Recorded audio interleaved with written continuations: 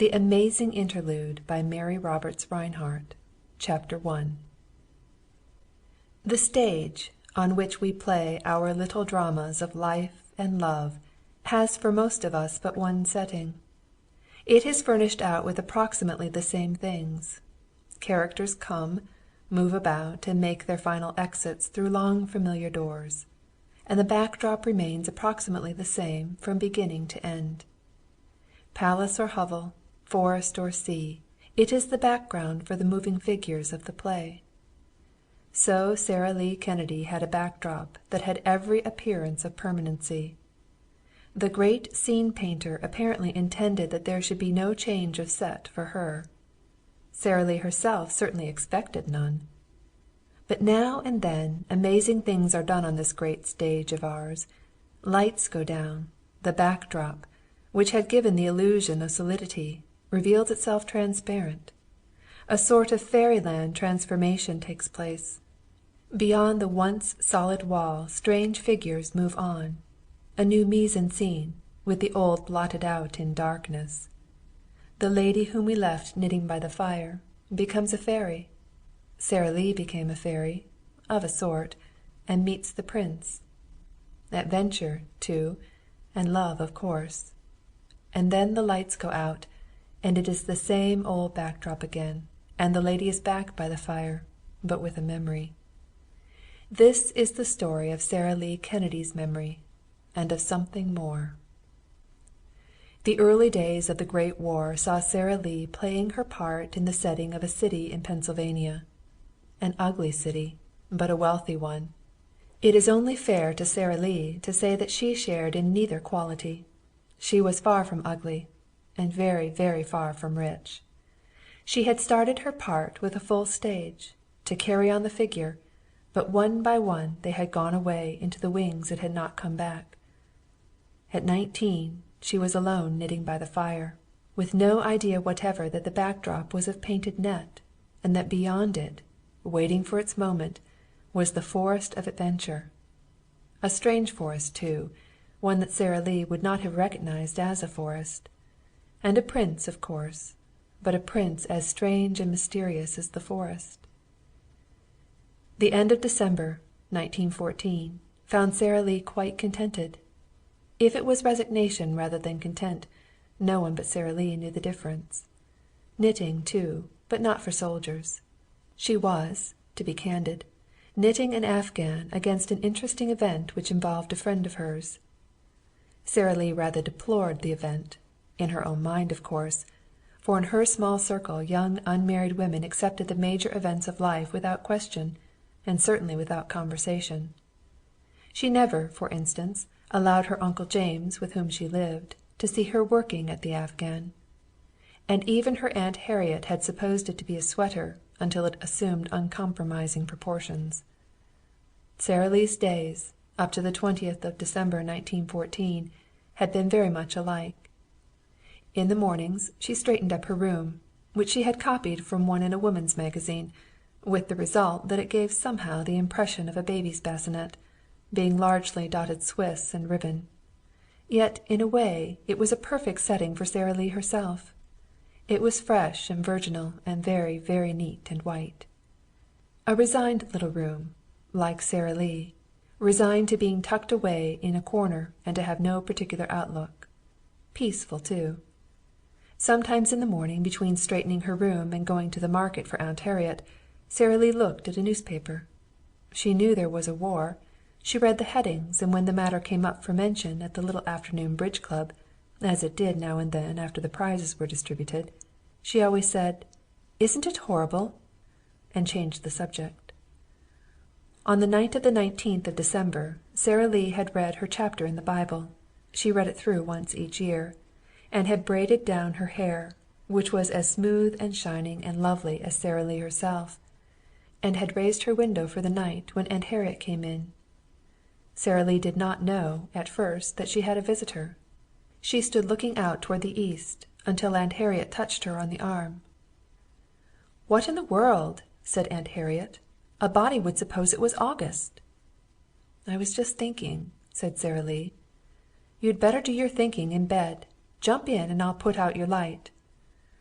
So Sara Lee got into her white bed with the dotted Swiss valance, and drew the covers to her chin, and looked a scant 16.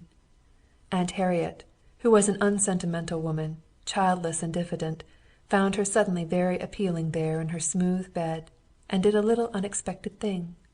She kissed her. Then, feeling extremely uncomfortable, she put out the light and went to the door. There she paused. "Thinking?" she said. "What about, Sara Lee?" Perhaps it was because the light was out that Sara Lee became articulate. Perhaps it was because things that had been forming in her young mind for weeks had at last crystallized into words. Perhaps it was because of a picture she had happened on that day, of a boy lying wounded somewhere on a battlefield and calling "Mother." "About over there," she said, rather hesitatingly. "And about Anna." "Over there?" "The war," said Sara Lee. "I was just thinking about all those women over there. Like Anna, you know. They had babies, and got everything ready for them. And then the babies grew up, and they're all getting killed." "It's horrible," said Aunt Harriet. "Do you want another blanket? It's cold tonight." Sara Lee did not wish another blanket. "I'm a little worried about your Uncle James," said Aunt Harriet at the door. "He's got indigestion. I think I'll make him a mustard plaster." She prepared to go out then, but Sara Lee spoke from her white bed. "Aunt Harriet," she said, "I don't think I'll ever get married." "I said that too, once," said Aunt Harriet complacently. "What's got into your head now?" "I don't know," Sara Lee replied vaguely. What's the use?" Aunt Harriet was conscious of a hazy impression of indelicacy. Coming from Sara Lee it was startling and revolutionary. In Aunt Harriet's world young women did not question their duty, which was to marry, preferably someone in the neighborhood, and bear children, who would be wheeled about that same neighborhood in perambulators, and who would ultimately grow up and look after themselves. "The use?" she asked tartly. "Of having babies, and getting to care about them, and then there will always be wars, won't there?" "You turn over and go to sleep," counseled Aunt Harriet, "and stop looking 20 years or more ahead." She hesitated. "You haven't quarreled with Harvey, have you?" Sara Lee turned over obediently. "No, it's not that," she said, and the door closed. Perhaps, had she ever had time during the crowded months that followed, Sara Lee would have dated certain things from that cold frosty night in December when she began to question things.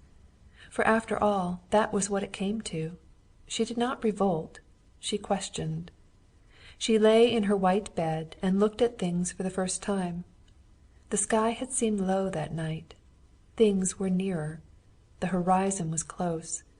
And beyond that peaceful horizon, to the east, something was going on that could not be ignored. Men were dying, killing and dying. Men who had been waited for, as Anna watched for her child. Downstairs she could hear Aunt Harriet moving about. The street was quiet, until a crowd of young people, she knew them by their voices, went by, laughing. "It's horrible," said Sara Lee to herself. There was a change in her, but she was still inarticulate.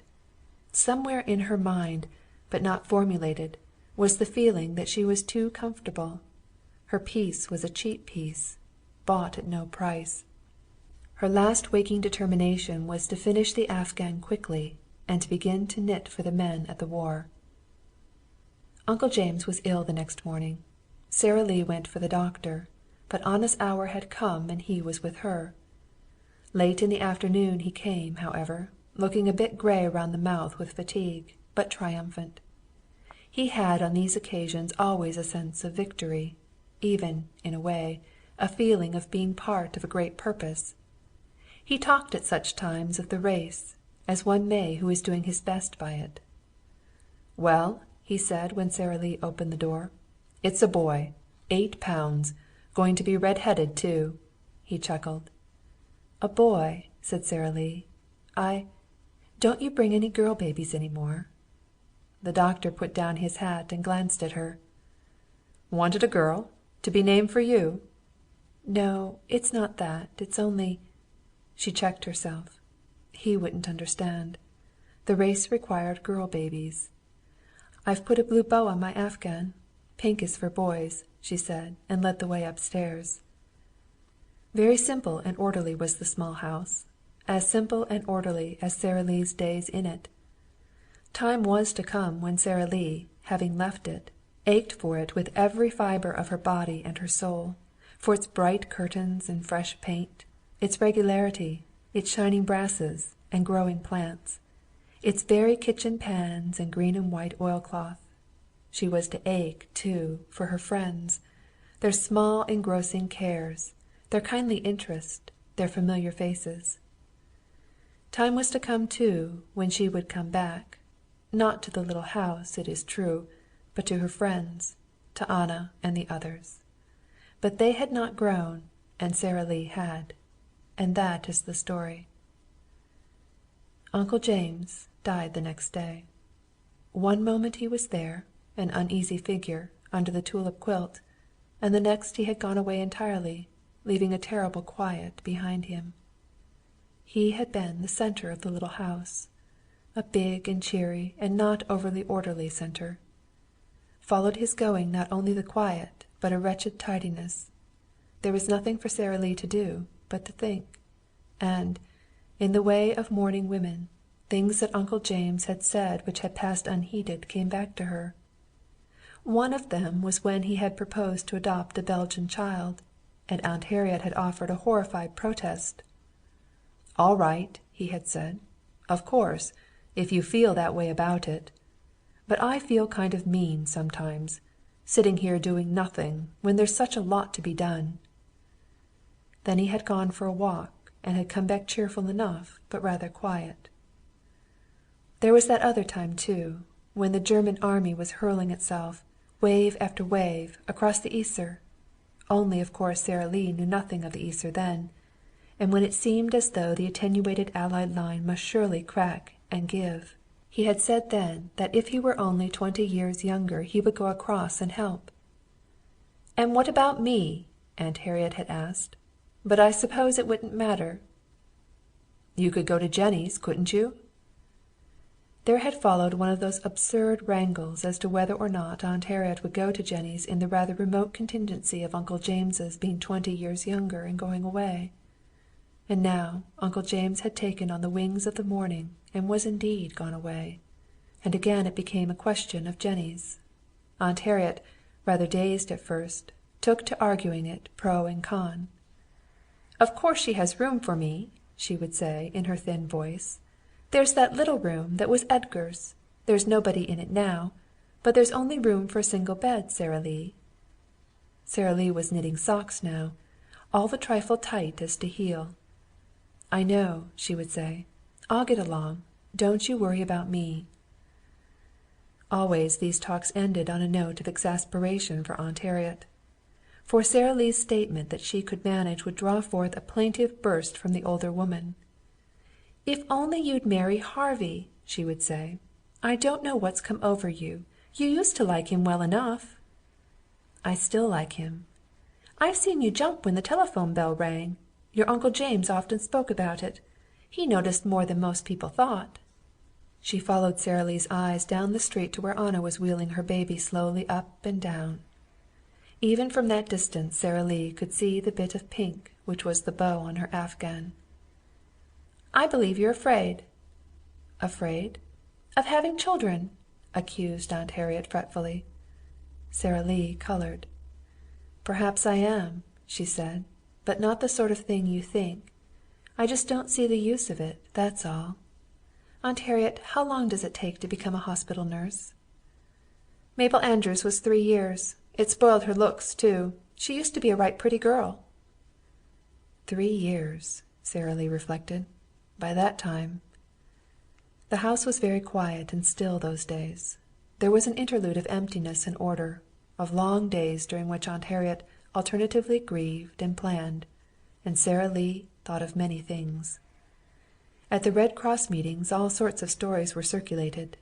The Belgian atrocity tales had just reached the country and were spreading like wildfire. There were arguments and disagreements. A girl named Schmidt was militant against them and soon found herself a small island of defiance entirely surrounded by disapproval. Mabel Andrews came once to a meeting and in a businesslike fashion explained the Red Cross dressings and gave a lesson in bandaging. Forerunner of the many first aid classes to come was that hour of Mabel's, and made memorable by one thing she said. "You might as well all get busy and learn to do such things," she stated in her brisk voice. "One of our interns is over there, and he says we'll be in it before spring." After that meeting Sara Lee went up to Mabel and put a hand on her arm. "Are you going?" she asked. "Leaving day after tomorrow. Why?" Couldn't I be useful over there?" Mabel smiled rather grimly. "What can you do?" "I can cook." "Only men cooks, my dear. What else?" "I could clean up, couldn't I? There must be something. I'd do anything I could. Don't they have people to wash dishes and all that?" Mabel was on doubtful ground there. She knew of a woman who had been permitted to take over her own automobile, paying all her expenses and buying her own tires and gasoline. "She carries supplies to small hospitals in out-of-the-way places," she said. "But I don't suppose you can do that, Sara Lee, can you?" However, she gave Sara Lee a New York address, and Sara Lee wrote and offered herself.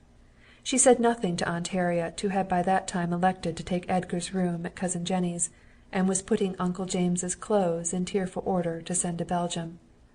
After a time she received a reply. "We have put your name on our list of volunteers," said the letter. "But of course you understand that only trained workers are needed now. France and England are full of untrained women who are eager to help." It was that night that Sara Lee became engaged to Harvey. Sara Lee's attitude toward Harvey was one that she never tried to analyze. When he was not with her she thought of him tenderly, romantically. This was perhaps due to the photograph of him on her mantel. There was a dash about the picture rather lacking in the original, for it was a profile, and in it the young man's longish hair, worn pompadour, the slight thrust forward of the head, the arch of the nostrils, gave him a sort of tense eagerness, a look of running against the wind. From the photograph Harvey might have been a gladiator. As a matter of fact, he was a bond salesman. So during the daytime Sara Lee looked, at intervals, at the photograph, and got that feel of drive and force. And in the evenings Harvey came, and she lost it. For, outside of a frame, he became a rather sturdy figure, of no romance, but of a comforting solidity. A kind young man, with a rather wide face and hands disfigured as to fingers by much early baseball. He had heavy shoulders, the sort a girl might rely on to carry many burdens. A younger and tidier Uncle James, indeed, the same cheery manner, the same robust integrity, and the same small ambition. To earn enough to keep those dependent on him, and to do it fairly, to tell the truth and wear clean linen, and not run into debt, and to marry Sara Lee and love and cherish her all his life, this was Harvey. A plain and likable man, a lover and husband to be sure of, but... He came that night to see Sara Lee. There was nothing unusual about that. He came every night. But he came that night full of determination. That was not unusual either, but it had not carried him far. He had no idea that his picture was romantic. He would have demanded it back had he so much as suspected it. He wore his hair in a pompadour because of the prosaic fact that he had a cowlick. He was very humble about himself, and Sara Lee was to him as wonderful as his picture was to her. Sara Lee was in the parlor, waiting for him. The one electric lamp was lighted, so that the photograph in one corner became only a bit of reflected light. There was a gas fire going, and in front of it was a white fur rug. In Aunt Harriet's circle there were few Orientals. The Encyclopaedia Britannica, not yet entirely paid for, stood against the wall, and a leather chair, hollowed by Uncle James's solid body, was by the fire. It was just such a tidy, rather vulgar and homelike room as no doubt Harvey would picture for his own home. He had, of course, never seen the white simplicity of Sara Lee's bedroom. Sara Lee, in a black dress, admitted him. When he had taken off his ulster and his overshoes (he had been raised by women) and came in, she was standing by the fire. "Raining," he said. "It's getting colder. Maybe snow before morning." Then he stopped. Sometimes the wonder of Sara Lee got him in the throat. She had so much the look of being poised for flight. Even in her quietest moments there was that about her, a sort of repressed eagerness, a look of seeing things far away. Aunt Harriet said that there were times when she had a flighty look. And that night it was that impression of elusiveness that stopped Harvey's amiable prattle about the weather, and took him to her with his arms out. "Sara Lee," he said, "don't look like that." "Like what?" said Sara Lee prosaically. "I don't know," he muttered. Sometimes you look as though—" Then he put his arms round her. "I love you," he said. "I'll be good to you, Sara Lee, if you'll have me." He bent down and put his cheek against hers. "If you'll only marry me, dear." A woman has a way of thinking most clearly and lucidly when the man has stopped thinking. With his arms about her Harvey could only feel. He was trembling. As for Sara Lee, instantly two pictures flashed through her mind, each distinct, each clear, almost photographic. One was of Anna in her tiny house down the street, dragged with a nursing baby. The other was that one from a magazine of a boy dying on the battlefield and crying "Mother." Two sorts of maternity. One quiet, peaceful, not always beautiful, but the thing by which and to which she had been reared. The other vicarious, of all the world. "Don't you love me, that way?" he said, his cheek still against hers. "I don't know." "You don't know!" It was then that he straightened away from her and looked without seeing at the blur of light which was the photograph. Sara Lee, glancing up, saw him then as he was in the photograph, face set and head thrust forward, and that clean-cut drive of jaw and backward flow of heavy hair that marked him all man, and virile man. She slipped her hand into his. "I do love you, Harvey," she said, and went into his arms with the complete surrender of a child. He was outrageously happy. He sat on the arm of Uncle James's chair where she was almost swallowed up, and with his face against hers he made his simple plans. Now and then he kissed the little hollow under her ear, and because he knew nothing of the abandon of a woman in great passion, he missed nothing in her attitude. In her silence and passivity he read the reflection of his own adoring love and thought it hers. To be fair to Sara Lee, she imagined that her content in Harvey's devotion was something more, as much more as was necessary. For in Sara Lee's experience marriage was a thing compounded of affection, habit, small differences, and a home. Of passion, that passion which later she had to meet and suffer from, the terrible love that hurts and agonizes, she had never even dreamed. Great days were before Sara Lee. She sat by the fire and knitted, and behind the backdrop on the great stage of the world was preparing, unsuspected, the mise en scène. About the middle of January, Mabel Andrews wrote to Sara Lee from France, where she was already installed at hospital at Calais. The evening before the letter came Harvey had brought round the engagement ring. He had made a little money in war stocks, and into the ring he had put every dollar of his profits, and a great love, and gentleness, and hopes which he did not formulate even to himself. It was a solitaire diamond, conventionally set, and larger, far larger, than the modest little stone on which Harvey had been casting anxious glances for months. "Do you like it, honey?" he asked anxiously. Sara Lee looked at it on her finger. "It's lovely. It's terrible," said poor Sara Lee, and cried on his shoulder. Harvey was not subtle. He had never even heard of Mabel Andrews, and he had a tendency to restrict his war reading to the quarter column in the morning paper entitled "Salient Points of the Day's War News." What could he know, for instance, of wounded men who were hungry, which is what Mabel wrote about? "You said you could cook," she had written. "Well, we need cooks, and something to cook. Sometime they'll have it all fixed, no doubt. But just now, it's awful, Sara Lee. The British have money and food, plenty of it. But here yesterday I cut the clothes off a wounded Belgian boy. He had been 48 hours on a railway siding without even soup or coffee." It was early in the war then. Between Ypres and the sea stretched a long thin line of Belgian trenches.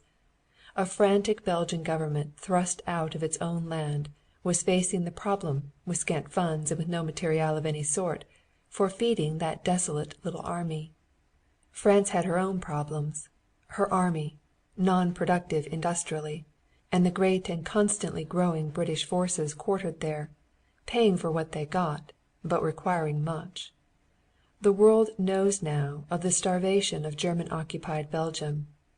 What it does not know, and may never know, is of the struggle during those early days to feed the heroic Belgian army in their wet and almost untenable trenches. Hospital trains they could improvise out of what rolling stock remained to them. Money could be borrowed, and was. But food, clothing, ammunition.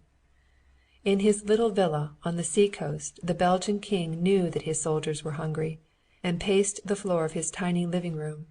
And over in an American city whose skyline was as pointed with furnace turrets as Constantinople's is with mosques, over there Sara Lee heard that call of hunger and put on her engagement ring. Later on that evening, with Harvey's wide cheerful face turned adoringly to her, Sara Lee formulated a question. "Don't you sometimes feel as though you'd like to go to France and fight?" "What for?" "Well, they need men, don't they?" "I guess they don't need me, honey. I'd be the dickens of a lot of use. Never fired a gun in my life." "You could learn. It isn't hard." Harvey sat upright and stared at her. "Oh, if you want me to go," he said, and waited. Sara Lee twisted her ring on her finger. "Nobody wants anybody to go," she said, not very elegantly. I'd rather like to think you wanted to go." That was almost too subtle for Harvey. Something about him was rather reminiscent of Uncle James on mornings when he was determined not to go to church. "It's not our fight," he said. "And as far as that goes, I'm not so sure there isn't right on both sides. Or wrong. Most likely wrong. I'd look fine going over there to help the Allies, and then making up my mind it was the British who'd spilled the beans. Now let's talk about something interesting. For instance, how much we love each other." It was always "we" with Harvey. In his simple creed if a girl accepted a man and let him kiss her and wore his ring, it was a reciprocal love affair. It never occurred to him that sometimes as the evening dragged toward a close, Sara Lee was just a bit weary of his arms, and that she sought, after he had gone, the haven of her little white room, and closed the door, and had to look rather a long time at his photograph before she was in a properly loving mood again. But that night after his prolonged leave-taking, Sara Lee went upstairs to her room and faced the situation. She was going to marry Harvey. She was committed to that. And she loved him. Not as he cared, perhaps, but he was a very definite part of her life. Once or twice when he had been detained by business she had missed him, and had put in a lonely and most unhappy evening. Sara Lee had known comparatively few men. In that small and simple circle of hers, with its tennis court on a vacant lot, its one or two inexpensive cars, its picnics and porch parties, there was none of the usual give and take of more sophisticated circles. Boys and girls paired off rather early, and remained paired by tacit agreement. There was comparatively little shifting. There were few free lances among the men, and none among the girls. When she was 17 Harvey had made it known unmistakably that Sara Lee was his, and no trespassing. And for 2 years he had without intentional selfishness kept Sara Lee for himself. That was how matters stood that January night when Sara Lee went upstairs after Harvey had gone and read Mabel's letter, with Harvey's photograph turned to the wall. Under her calm exterior a little flame of rebellion was burning in her. Harvey's perpetual "we," his attitude toward the war, and Mabel's letter with what it opened before her, had set the match to something in Sara Lee she did not recognize. A strain of the adventurer, a throwback to some wandering ancestor, perhaps. But more than anything it had set fire to the something maternal that is in all good women. Yet, had Aunt Harriet not come in just then, the flame might have died. And had it died a certain small page of the history of this war would never have been written. Aunt Harriet came in hesitatingly. She wore a black wrapper, and her face, with her hair drawn back for the night, looked tight and old. "Harvey gone?" she asked. "Yes." "I thought I'd better come in. There's something I can tell you in the morning if you're tired." "I'm not tired," said Sara Lee. Aunt Harriet sat down miserably on a chair. "I've had a letter from Jennie," she stated. "The girl's gone, and the children have whooping cough. She'd like me to come right away." "To do the maid's work?" said Sara Lee indignantly. "You mustn't do it, that's all. She can get somebody." But Aunt Harriet was firm. She was not a fair weather friend, and since Jennie was good enough to offer her a home she felt she ought to go at once. "You'll have to get married right away," she finished. "Goodness knows it's time enough. For 2 years Harvey has been barking like a watchdog in front of the house, and keeping every other young man away." Sara Lee smiled. "He's only been lying on the doormat, Aunt Harriet," she observed. "I don't believe he knows how to bark." "Oh, he's mild enough. He may change after marriage. Some do.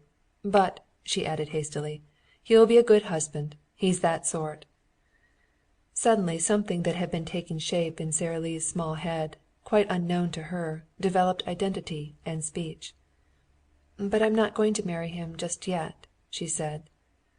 Aunt Harriet's eyes fell on the photograph with its face to the wall, and she stared. "You haven't quarreled with him, have you?" "No, of course not. I have something else I want to do first, that's all. Aunt Harriet, I want to go to France." Aunt Harriet began to tremble, and Sara Lee went over and put her young arms about her. "Don't look like that," she said. "It's only for a little while. I've got to go. I just have to, that's all." "Go how?" demanded Aunt Harriet. "I don't know. I'll find some way. I've had a letter from Mabel. Things are awful over there." "And how will you help them?" Her face worked nervously. "Is it going to help for you to be shot, or carried off by the Germans?" The atrocity stories were all that Aunt Harriet knew of the war, and all she could think of now. "You'll come back with your hands cut off." Sara Lee straightened and looked out where between the white curtains the spire of the Methodist Church marked the east. "I'm going," she said, and she stood there, already poised for flight. There was no sleep in the little house that night. Sara Lee could hear the older woman moving about in her lonely bed, where the springs still sagged from Uncle James's heavy form, and at last she went in and crept in beside her. Toward morning Aunt Harriet slept, with the girl's arm across her, and then Sara Lee went back to her room and tried to plan. She had a little money, and she had heard that living was cheap abroad. She could get across then, and perhaps keep herself. But she must do more than that, to justify her going. She must get money, and then decide how the money was to be spent. If she could only talk it over with Uncle James, or with Harvey. Harvey knew about business and money. But she dared not go to Harvey. She was terribly frightened when she even thought of him. There was no hope of making him understand, and no chance of reasoning with him, because, to be frank, she had no reasons. She had only instinct. Instinct and a great tenderness toward suffering. No, obviously Harvey must not know until everything was arranged. That morning the Methodist Church packed a barrel for the Belgians. There was a real rite of placing in it Mrs. Augustus Gregory's old sealskin coat, now a light brown and badly worn, but for years the only one in the neighborhood. Various familiar articles appeared, to be thrust into darkness, only to emerge in surroundings never dreamed of in their better days. The little Howard boy's first trouser suit, the clothing of a baby that had never lived, Big Joe Hemingway's dress suit, the one he was married in and now too small for him. And here and there things that could ill be spared, brought in and offered with resolute cheerfulness. Sara Lee brought some of Uncle James's things, and was at once set to work. The women there called Sara Lee capable, but it was to take other surroundings to bring out her real efficiency. And it was when bending over a barrel, while round her went on the pitying talk of women about a great calamity, that Sara Lee got her great idea, and later on she made the only speech of her life. That evening Harvey went home in a quiet glow of happiness. He had had a good day, and he had heard of a little house that would exactly suit Sara Lee and him. He did not notice his sister's silence when he spoke about it. He was absorbed, manlike, in his plans. "The Leete house," he said in answer to her perfunctory question. "Will Leete has lost his mind and volunteered for the ambulance service in France. Mrs. Leete is going to her mother's." "Maybe he feels it's his duty. He can drive a car, and they have no children." "Duty nothing!" He seemed almost unduly irritated. "He's tired of the commission business, that's all. You ought to have heard the fellows in the office. Anyhow, they want to sublet the house, and I'm going to take Sara Lee there tonight." His sister looked at him, and there was in her face something of the expression of the women that day as they packed the barrel. But she said nothing until he was leaving the house that night. Then she put a hand on his arm. She was a weary little woman, older than Harvey, and tired with many children. She had been gathering up small overshoes in the hall, and he had stopped to help her. "You know, Harvey, Sara Lee's not... I always think she's different somehow." "Well, I guess yes. There's nobody like her." "You can't bully her, you know." Harvey stared at her with honestly perplexed eyes. "Bully?" he said. "What on earth makes you say that?" Then he laughed. "Don't you worry, Belle," he said. "I know I'm a fierce and domineering person, but if there's any bullying, I know who'll do it." "She's not like the other girls, you know," she reiterated rather helplessly. "Sure she's not. But she's enough like them to need a house to live in. And if she isn't crazy about the Leete place, I'll eat it." He banged out cheerfully, whistling as he went down the street. He stopped whistling, however, at Sara Lee's door. The neighborhood preserved certain traditions as to a house of mourning. It lowered its voice in passing and made calls of condolence in dark clothes and a general air of gloom. Pianos near by were played only with the windows closed, and even the milkman, leaving his bottles, walked on tiptoe and presented his monthly bill solemnly. So Harvey stopped whistling, rang the bell apologetically, and faced a new and vivid Sara Lee, flushed and with shining eyes, but woefully frightened. She told him almost at once. He had only reached the dining room of the Leete house, which he was explaining had a white wainscoting, when she interrupted him. The ladies of the Methodist Church were going to collect a certain amount each month to support a soup kitchen as near the front as possible. "Good work," said Harvey heartily. "I suppose they do get hungry, poor devils. Now about the dining room." "Harvey dear," Sara Lee broke in, "I've not finished. I'm going over to run it." "You are not!" "But I am. It's all arranged. It's my plan. They've all wanted to do something besides giving clothes. They send barrels, and they never hear from them again, and it's hard to keep interested. But with me there, writing home and telling them, today we serve soup to this man and that man, perhaps wounded, and that sort of thing. Don't you see how interested everyone will be? Mrs. Gregory has promised $25 a month, and—" "You're not going," said Harvey in a flat tone. "That's all. Don't talk to me about it." Sara Lee flushed deeper and started again, but rather hopelessly. There was no converting a man who would not argue or reason, who based everything on flat refusal. "But somebody must go," she said with a tightening of her voice. "Here's Mabel Andrews' letter. Read it and you will understand." "I don't want to read it." Nevertheless he took it and read it. He read slowly. He did nothing quickly except assert his masculine domination. He had all the faults of his virtues. He was as slow as he was sure, unimaginative as he was faithful. He read it and gave it back to her. "I don't think you mean it," he said. "I give you credit for too much sense.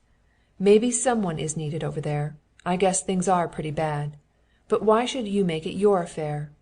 There are about 1,000,000 women in this country that haven't got anything else to do. Let them go." "Some of them will. But they're afraid, mostly." "Afraid! My God! I should think they would be afraid. And you're asking me to let you go into danger, to put off our wedding while you wander about over there with a million men and no women and—" "You're wrong, Harvey dear," said Sara in a low voice. "I'm not asking you at all. I'm telling you that I am going." Sara Lee's leaving made an enormous stir in her small community. Opinion was divided. She was right according to some. She was mad according to others. The women of the Methodist Church, finding a real field of activity, stood behind her solidly. Guarantees of funds came in a steady flow, though the amounts were small. And, on the word getting about that she was to start a soup kitchen for the wounded, housewives sent in directions for making their most cherished soups. Sara Lee, going to a land where the meat was mostly horse and where vegetables were scarce and limited to potatoes, Brussels sprouts, and cabbage, found herself the possessor of recipes for making such sick-room dainties as mushroom soup, cream of asparagus, clam broth with whipped cream, and, for Mrs. Gregory, the wealthy woman of the church, green turtle and consommé. She was very busy and rather sad. She was helping Aunt Harriet to close the house and getting her small wardrobe in order. And once a day she went to a school of languages and painfully learned from a fierce and kindly old Frenchman a list of French nouns and prefixes like this: le livre, le crayon, la plume, la fenêtre. By the end of 10 days she could say, "La rose sent-elle bon?" Considering that Harvey came every night and ran the gamut of the emotions, from pleading and expostulation at 8 o'clock to black fury at 10, when he banged out of the house, Sara Lee was amazingly calm. If she had moments of weakness, when the call from overseas was less insistent than the call for peace and protection, if the nightly drawn picture of the Leete house, with tile mantels and a white bathroom, sometimes obtruded itself as against her approaching homelessness, Sara Lee made no sign. She had her photograph taken for her passport, and when Harvey refused one she sent it to him by mail with the word "Please" in the corner. Harvey groaned over it and got it out that night and scolded it wildly, and then he slept with it under his pillows, when he slept at all. Not Sara Lee, and certainly not Harvey, knew what was calling her. And even later, when waves of homesickness racked her with wild remorse, she knew that she had to go and that she could not return until she had done the thing for which she had been sent, whatever that might be. The first thing that struck Sara Lee was the way she was saying her nightly prayers in all sorts of odd places. In trains and in hotels and, after sufficient interval, in the steamer.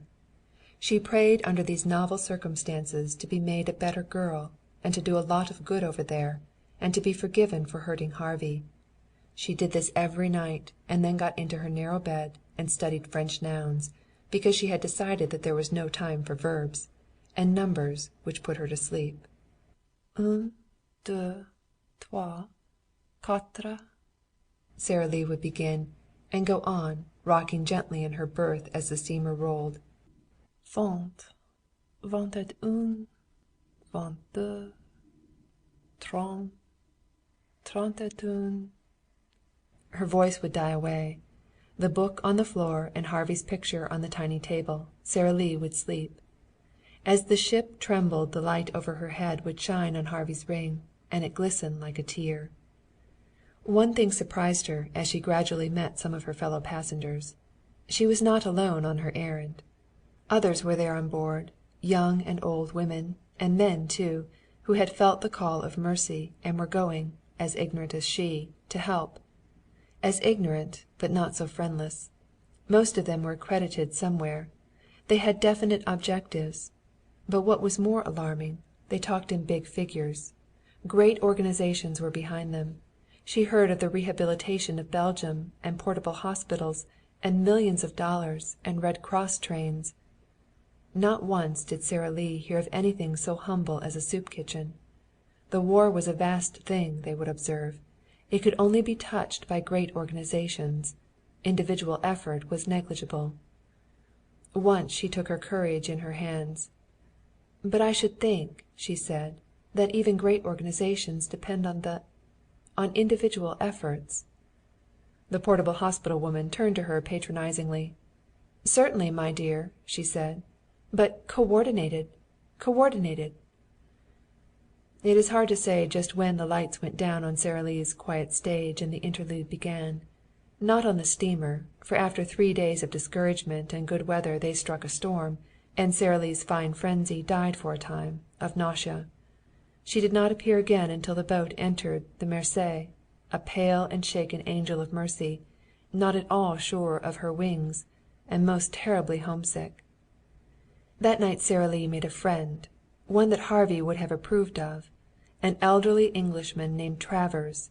He was standing by the rail in the rain looking out at the blinking signal lights on both sides of the river.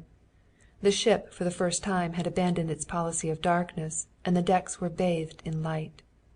Overhead the yardarm blinkers were signaling, and directly over Sara Lee's head a great white searchlight swept the waters ahead. The wind was blowing a gale, and the red and green lights of the pilot boat swung in great arcs that seemed to touch the waves on either side. Sara Lee stood beside Mr. Travers, for companionship only. He had preserved a typical British aloofness during the voyage, and he had never spoken to her. But there was something forlorn in Sara Lee that night as she clutched her hat with both hands and stared out at the shore lights. And if he had been silent during the voyage he had not been deaf, so he knew why almost every woman on the ship was making the voyage. But he knew nothing about Sara Lee. "Bad night," said Mr. Travers. "I was wondering what they are trying to do with that little boat." Mr. Travers concealed the surprise of a man who was making his 72nd voyage. "That's the pilot boat," he explained. "We are picking up a pilot." "But," marveled Sara Lee, rather breathlessly, "have we come all this way without any pilot?" He explained that to her, and showed her a few moments later how the pilot came with incredible rapidity up the swaying rope ladder and over the side. To be honest, he had been watching for the pilot boat, not to see what to Sara Lee was the thrilling progress of the pilot up the ladder, but to get the newspapers he would bring on with him. It is perhaps explanatory of the way things went for Sara Lee from that time on that he quite forgot his newspapers. The chairs were gone from the decks, preparatory to the morning landing, so they walked about, and Sara Lee at last told him her story. The ladies of the Methodist Church, and the $100 a month she was to have, outside of her traveling expenses, to found and keep going a soup kitchen behind the lines. $100 a month?" he said. "That's £20. Good God!" But this last was under his breath. Then she told him of Mabel Andrews' letter, and at last read it to him. He listened attentively. "Of course," she said, when she had put the letter back into her bag, "I can't feed a lot, even with soup. But if I only help a few, it's worth doing, isn't it?" "Very much worth doing," he said gravely. "I suppose that you are not, by any chance, going to write a weekly article for one of your newspapers about what you are doing?" "I hadn't thought of it. Do you think I should?" Quite unexpectedly Mr. Travers patted her shoulder. "My dear child," he said, "now and then I find somebody who helps to revive my faith in human nature. Thank you." Sara Lee did not understand. The touch on the shoulder had made her think suddenly of Uncle James, and her chin quivered. "I'm just a little frightened," she said in a small voice. £20, repeated Mr. Travers to himself. £20. And aloud, "Of course you speak French?" "Very little. I've had 6 lessons, and I can count some." The sense of unreality which the £20 had roused in Mr. Travers' cautious British mind grew. No money, no French, no objective, just a great human desire to be useful in her own small way. This was a new type to him. What a sporting chance this frail bit of a girl was taking! And he noticed now something that had escaped him before, a dauntlessness, a courage of the spirit rather than of the body, that was in the very poise of her head. "I'm not afraid about the language," she was saying. "I have a phrase book, and a hungry man, maybe sick or wounded, can understand a bowl of soup in any language, I should think. And I can cook." It was a perplexed and thoughtful Mr. Travers who sipped his Scotch and soda in the smoking room before retiring. He took the problem to bed with him and woke up in the night saying, "£20! Good God!" In the morning they left the ship. He found Sara Lee among the quays, waiting to have her passport examined, and asked her where she was stopping in London.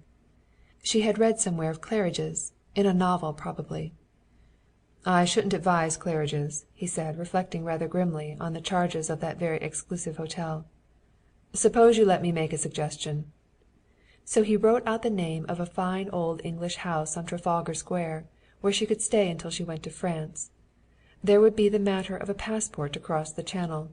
It might take a day or two. Perhaps he could help her. He would give himself the pleasure of calling on her very soon. Sara Lee got on the train and rode up to London. She said to herself over and over, "This is England. I am really in England." But it did not remove the sense of unreality. Even the English grass, bright green in midwinter, only added to the sense of unreality. She tried, sitting in the strange train with its small compartments, to think of Harvey. She looked at her ring and tried to recall some of the tender things he had said to her. But Harvey eluded her. She could not hear his voice, and when she tried to see him it was Harvey of the wide face and the angry eyes of the last days that she saw. Morley's comforted her. The man at the door had been there for 40 years, and was beyond surprise. He had her story in 24 hours, and in 48 he was her slave. The elderly chambermaid mothered her, and failed to report that Sara Lee was doing a small washing in her room and had pasted handkerchiefs over the ancient walnut of her wardrobe. "Going over, are you?" she said. "Dear me, what courage you've got, miss! They tell me things is horrible over there." "That's why I'm going," replied Sara Lee, and insisted on helping to make up the bed. "It's easier when two do it," she said casually.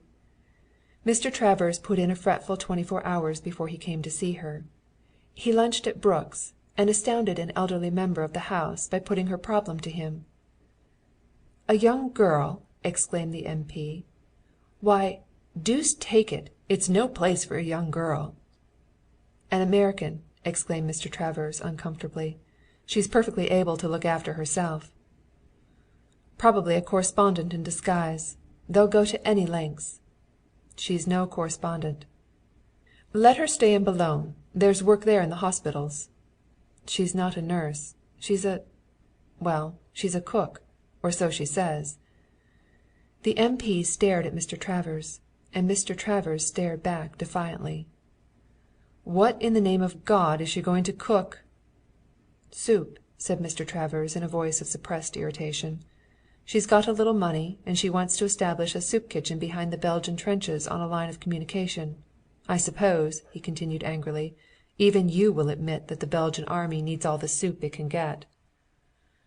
"I don't approve of women near the lines." "Neither do I, but I am exceedingly glad that a few of them have the courage to go there." "What's she going to make soup out of?" "I'm not a cooking expert, but I know her, and I fancy she'll manage." It ended by the M.P. agreeing to use his influence with the War Office to get Sara Lee to France. He was very unwilling. The spy question was looming large those days. Even the Red Cross had unwittingly spread its protection over more than one German agent. The lines were being drawn in. "I may possibly get her to France. I don't know, of course," he said in that ungracious tone in which an Englishman often grants a favor which he will go to any amounts of trouble to do. "After that it's up to her." Mr. Travers reflected rather grimly that after that it was apparently up to him. Sara Lee sat in her room at Morley's Hotel and looked out at the life of London. Policemen with chin straps, schoolboys in high silk hats and Eton suits, the hats generally in disreputable condition, clerks dressed as men at home dressed for Easter Sunday church, and men in uniforms. Only a fair sprinkling of these last, in those early days. On the first afternoon there was a military funeral. A regiment of Scots, in kilts, came swinging down from the church of St. Martin in the Fields, tall and wonderful men, grave and very sad. Behind them, on a gun carriage, was the body of their officer, with the British flag over the casket and his sword and cap on the top. Sara Lee cried bitterly. It was not until they had gone that she remembered that Harvey had always called the Scots men in women's petticoats. She felt a thrill of shame for him, and no amount of looking at his picture seemed to help. Mr. Travers called the second afternoon, and was received by August at the door as an old friend. "She's waiting in there," he said. "Very nice young lady, sir. Very kind to everybody." Mr. Travers found her by a window looking out. There was a recruiting meeting going on in Trafalgar Square, the speakers standing on the Monument. Now and then there was a cheer, and some young fellow sheepishly offered himself. Sara Lee was having a mad desire to go over and offer herself too. Because, she reflected, she had been in London almost 2 days, and she was as far from France as ever. Not knowing, of course, that 3 months was a fair time for the slow methods then in vogue. There was a young man in the room, but Sara Lee had not noticed him. He was a tall, very blond young man, in a dark blue Belgian uniform, with a quaint cap which allowed a gilt tassel to drop over his forehead. He sat on a sofa, curling up the ends of a very small moustache, his legs, in cavalry boots, crossed and extending a surprising distance beyond the sofa. The lights were up now. Beyond the backdrop the stage darkened. A new scene with a vengeance, a scene laid in strange surroundings, with men, whole men and wounded men and spying men, and Sara Lee and this young Belgian, whose name was Henri, and whose other name, because of what he suffered and what he did, we may not know. Henri sat on his sofa and watched Sara Lee. Also he shamelessly listened to the conversation, not because he meant to be an eavesdropper, but because he liked Sara Lee's voice. He had expected a highly inflected British voice, and instead here was something entirely different. That is, Sara Lee's endeavor to reconcile the English "a" with her normal Western Pennsylvania pronunciation. She did it quite unintentionally, but she had a good ear and it was difficult, for instance, to say rather when Mr. Travers said rather. Henri had a good ear too, and the man he was waiting for did not come. Also he had been to school in England and spoke English rather better than most British. So he heard a conversation like this, the gaps being what he lost. Mr. Travers: "To France, anyhow. After that—" Sara Lee: "Awfully sorry to be. But what shall I do if I do get over? The chambermaid upstairs. Very difficult." Mr. Travers: "The proper and sensible thing is home." Sara Lee: "To America? But I haven't done anything yet." Henri knew that she was an American. He also realized that she was on the verge of tears. He glared at poor Mr. Travers, who was doing his best, and lighted a French cigarette. "There must be some way," said Sara Lee. "If they need help, and I have read you Mabel Andrews' letter, then I should think they'd be glad to send me." "They would be, of course," he said. "But the fact is, there's been some trouble about spies, and—" Henri's eyes narrowed. "Spies? And they think I'm a spy?" "My dear child," remonstrated Mr. Travers, slightly exasperated, "they're not thinking about you at all. The War Office has never heard of you. It's a general rule." Sara Lee was not placated. "Let them cable home and find out about me. I can give them references.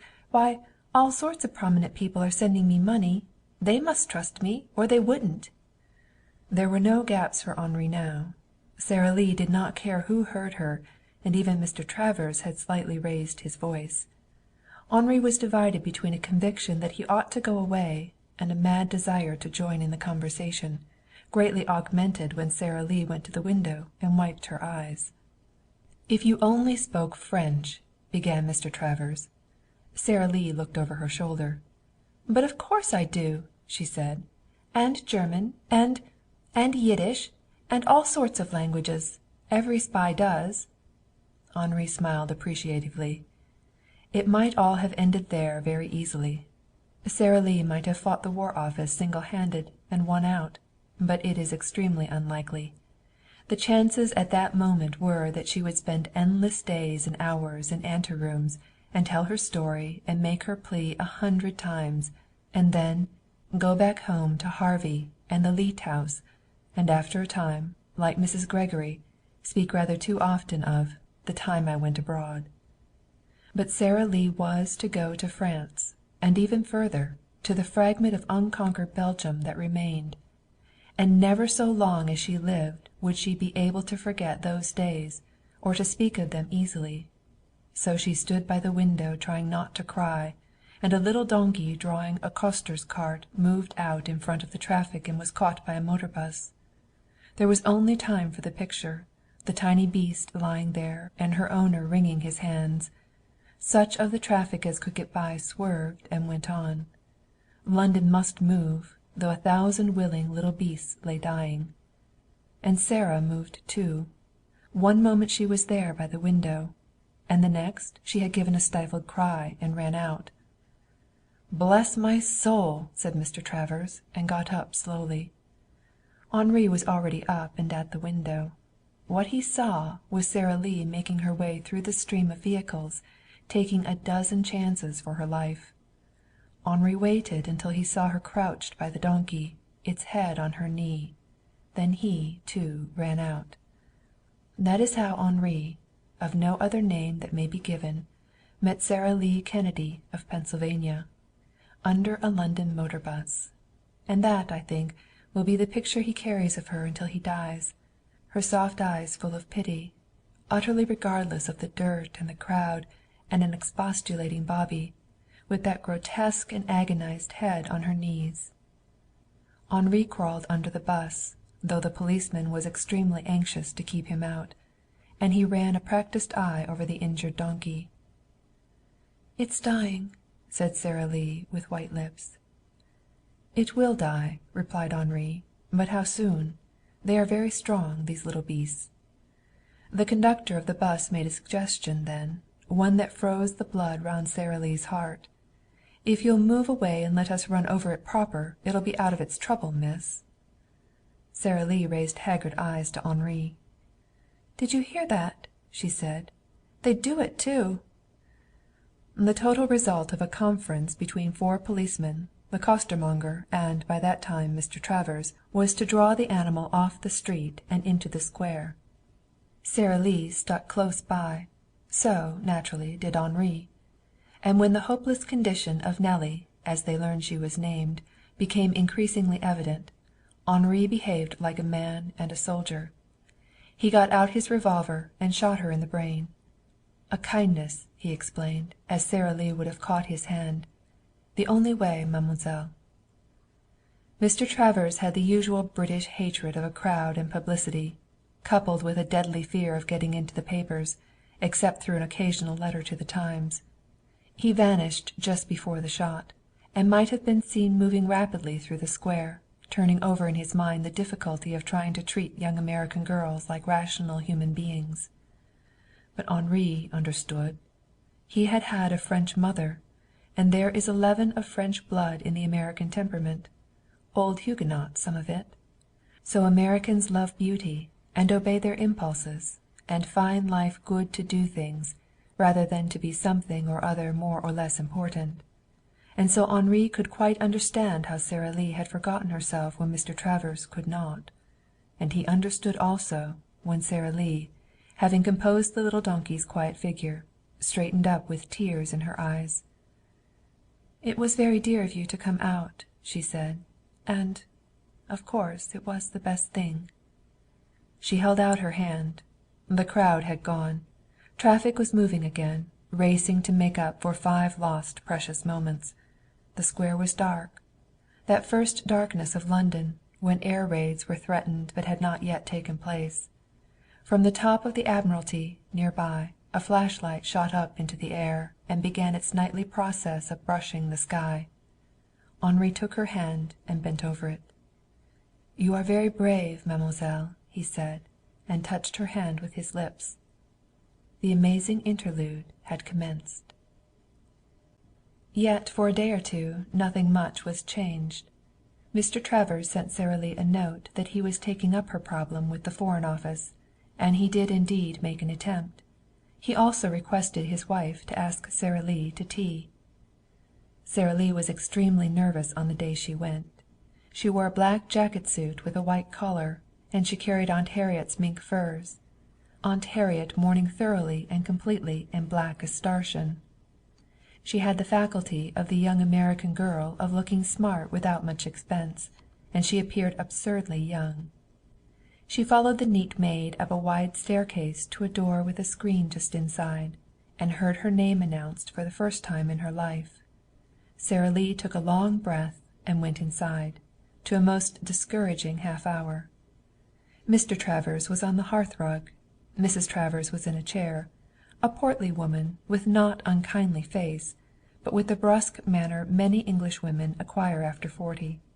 She held Sara Lee's hand and gave her a complete if smiling inspection. "And it is you who are moving heaven and earth to get to the front? You, child!" Sara Lee's heart fell, but she smiled also. "But I am older than I look," she said, "and I am very strong." Mrs. Travers looked helplessly at her husband while she rang the bell for tea.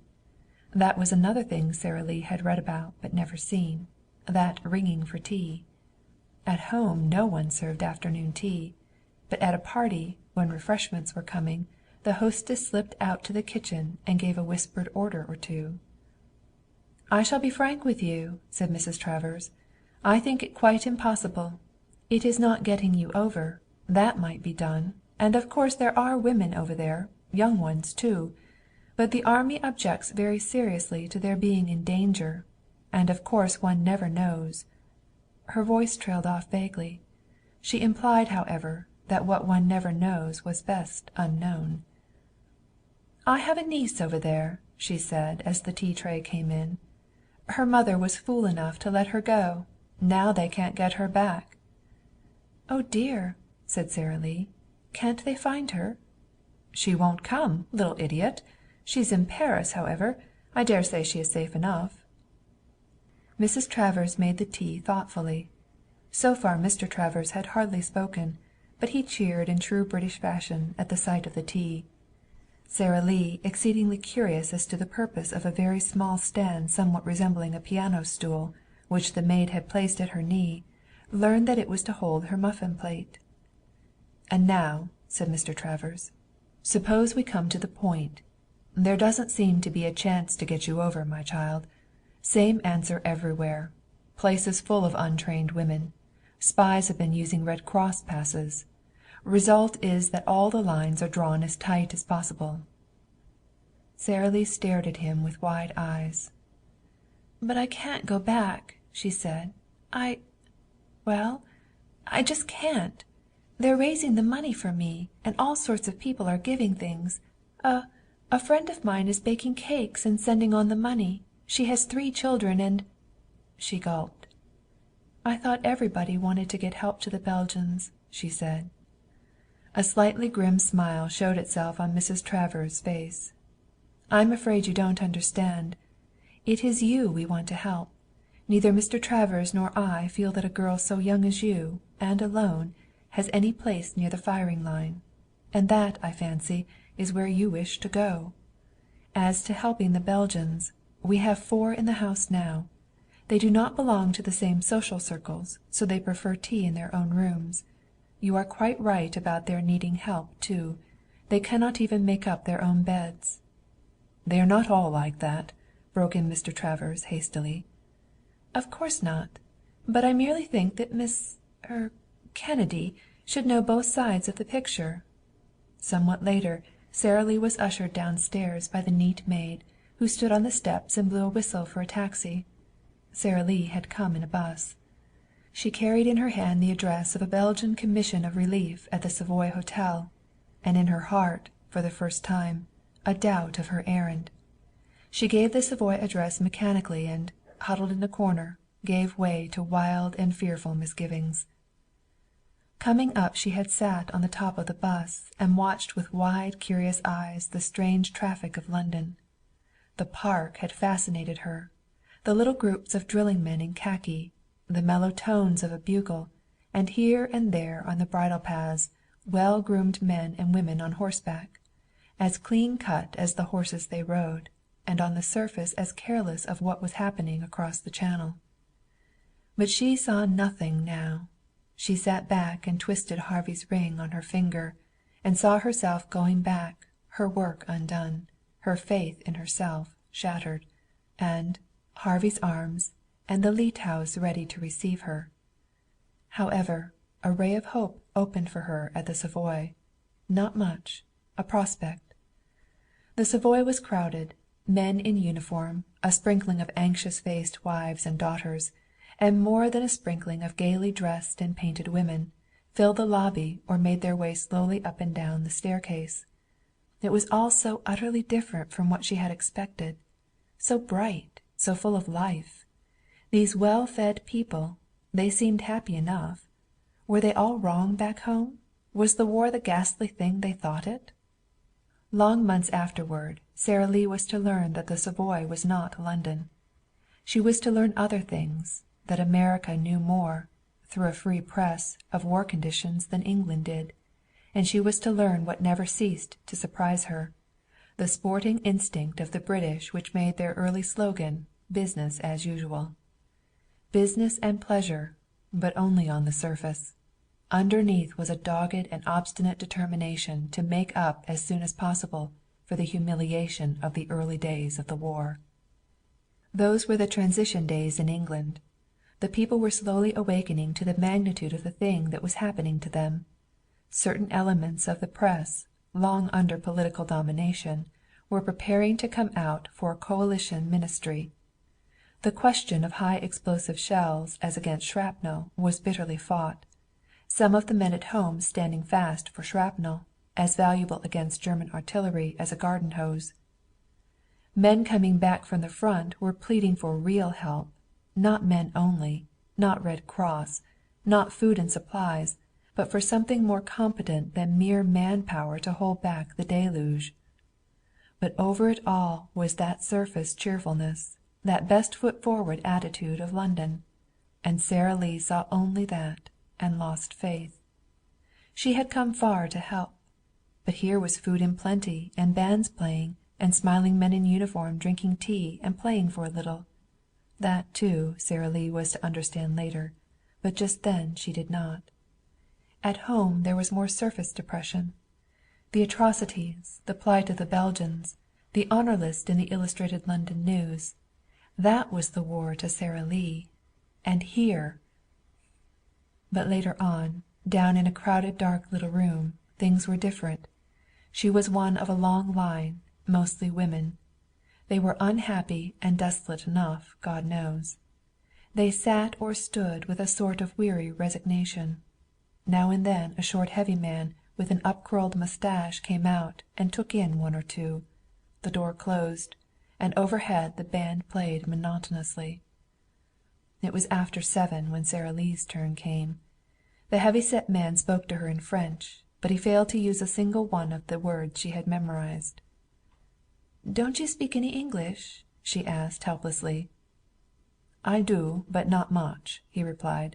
Though his French had been rapid, he spoke English slowly. "How can we serve you, mademoiselle?" "I don't want any assistance. I want to help, if I can." "Here?" "In France or Belgium." He shrugged his shoulders. "We have many offers of help. What we need, mademoiselle, is not workers.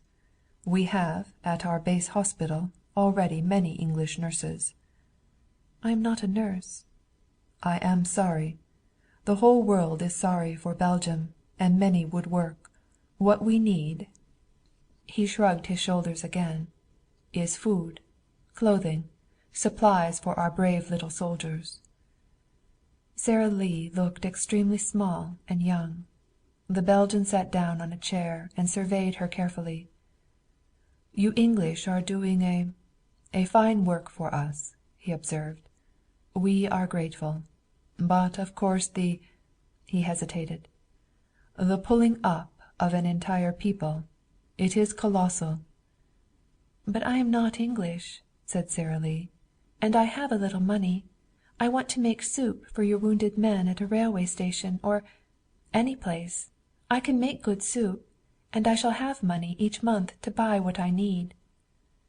Only then was Sara Lee admitted to the crowded little room. Long afterward, when the lights behind the backdrop had gone down and Sara Lee was back again in her familiar setting, one of the clearest pictures she retained of that amazing interlude was of that crowded little room in the Savoy, its single littered desk, its two typewriters creating an incredible din, a large gentleman in a dark blue military cape seeming to fill the room, and in the corners and off stage, so to speak, perhaps a half-dozen men, watching her curiously. The conversation was in French, and Sara Lee's acquaintance of the passage acted as interpreter. It was only when Sara Lee found that a considerable discussion was going on in which she had no part that she looked round and saw her friend of 2 nights before and of the little donkey. He was watching her intently, and when he caught her eye he bowed. Now men, in Sara Lee's mind, had until now been divided into the ones at home, one's own kind, the sort who married one's friends or oneself, the kind who called their wives "mother" after the first baby came, and were easily understood. Plain men, decent and God-fearing and self-respecting. And the men of the world outside America, who were foreigners. One might like foreigners, but they were outsiders. So there was no self-consciousness in Sara Lee's bow and smile. Later on, Henri was to find that lack of self and sex-consciousness one of the maddening mysteries about Sara Lee. Perhaps he never quite understood it, but he always respected it. More conversation, in an increasing staccato. Short contributions from the men crowded into corners. Frenzied beating of the typewriting machines. And overhead and far away the band. There was no air in the room. Sara Lee was to find out a great deal later on about the contempt of the Belgians for air. She loosened Aunt Harriet's neckpiece. So far Henri had not joined the discussion, but now he came forward and spoke. Also, having finished, he interpreted to Sara Lee. "They are most grateful," he explained. "It is a practical idea, mademoiselle. If you were in Belgium," he smiled rather mirthlessly, "if you were already in the very small part of Belgium remaining to us, we could place you very usefully. But the British War Office is most careful just now. You understand. There are reasons." Sara Lee flushed indignantly. "They can watch me if they want to," she said. "What trouble can I make? I've only just landed. You'd have to go a good ways to find anyone who knows less than I do about the war." "There is no doubt of that," he said, unconscious of offense. "But the War Office—" He held out his hands. Sara Lee, who had already caught the British "A" and was rather overdoing it, had a wild impulse to make the same gesture. It meant so much.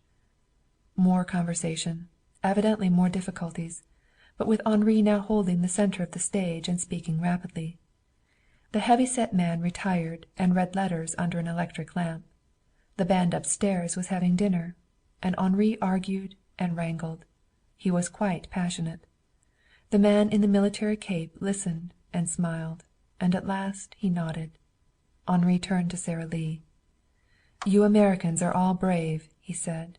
"You like—what is it you say? Taking a chance, I think. Would you care to take such a chance?" "What sort of a chance?" "May I visit you this evening at your hotel?" Just for an instant Sara Lee hesitated. There was Harvey at home. He would not like her receiving a call from any man, and Harvey did not like foreigners. He always said they had no respect for women. It struck her suddenly what Harvey would call Henri's bowing and kissing her hand, and his passionate gesticulations when he was excited. He would call it all tomfool nonsense. And she recalled his final words, his arms so close about her that she could hardly breathe, his voice husky with emotion. "Just let me hear of any of those foreigners bothering you," he said, "and I'll go over and wipe out the whole damned nation." It had not sounded funny then. It was not funny now. "Please come," said Sara Lee in a small voice.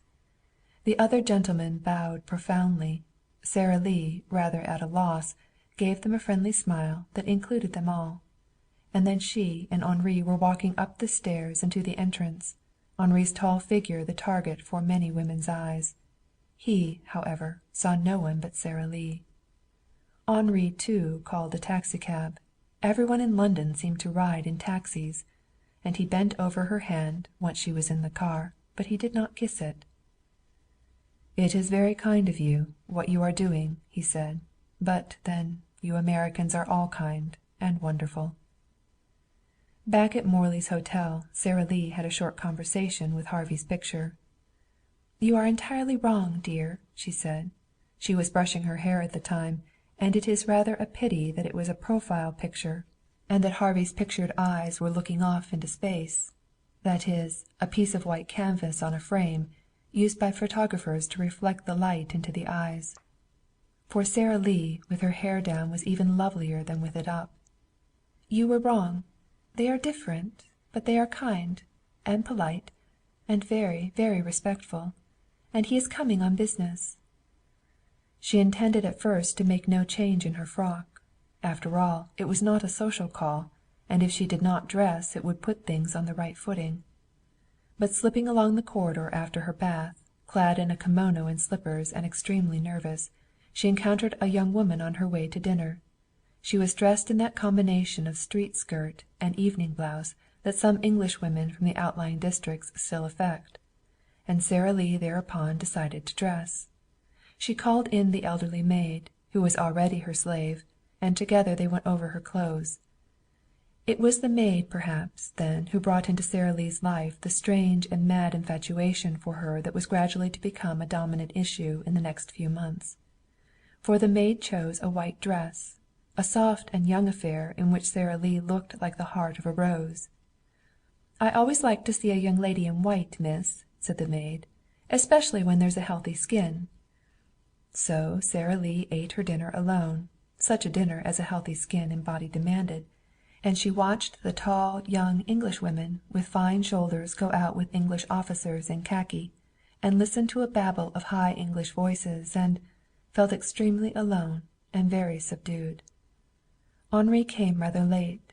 It was one of the things she was to learn about him later, that he was frequently late. It was only long afterwards that she realized that such time as he spent with her was gained only at the cost of almost superhuman effort. But that was when she knew Henri's story and his work. She waited for him in the reception room, where a man and a woman were having coffee and talking in a strange tongue.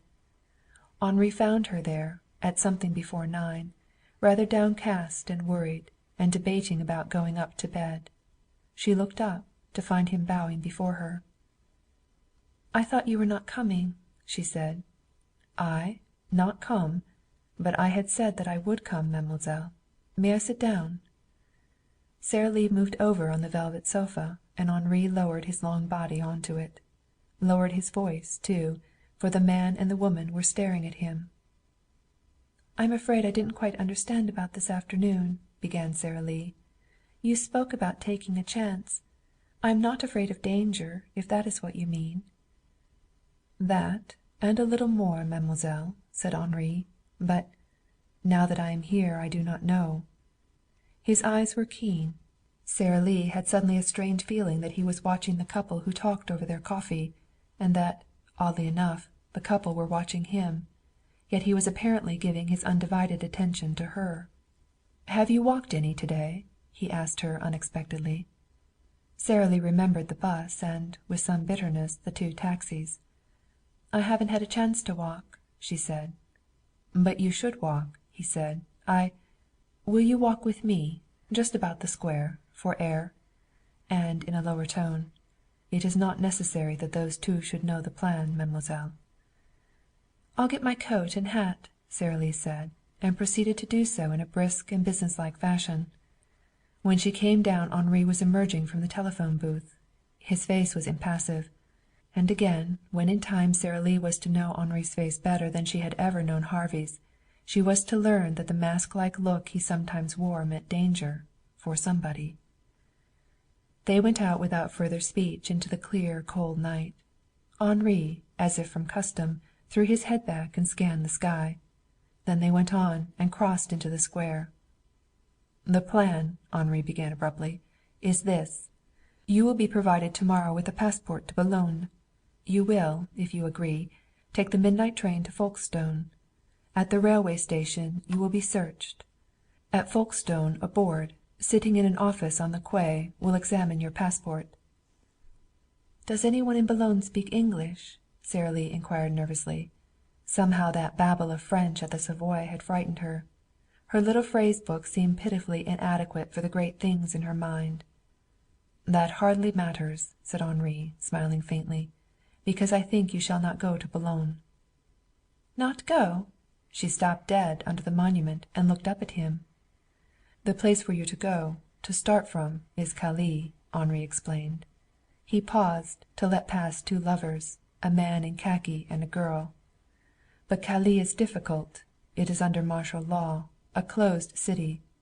From Boulogne to Calais would be perhaps impossible." Sara Lee was American, and her methods were direct. "How can I get to Calais?" "Will you take the chance I spoke of?" "For goodness' sake," said Sara Lee, in an exasperated tone, "how can I tell you until I know what it is?"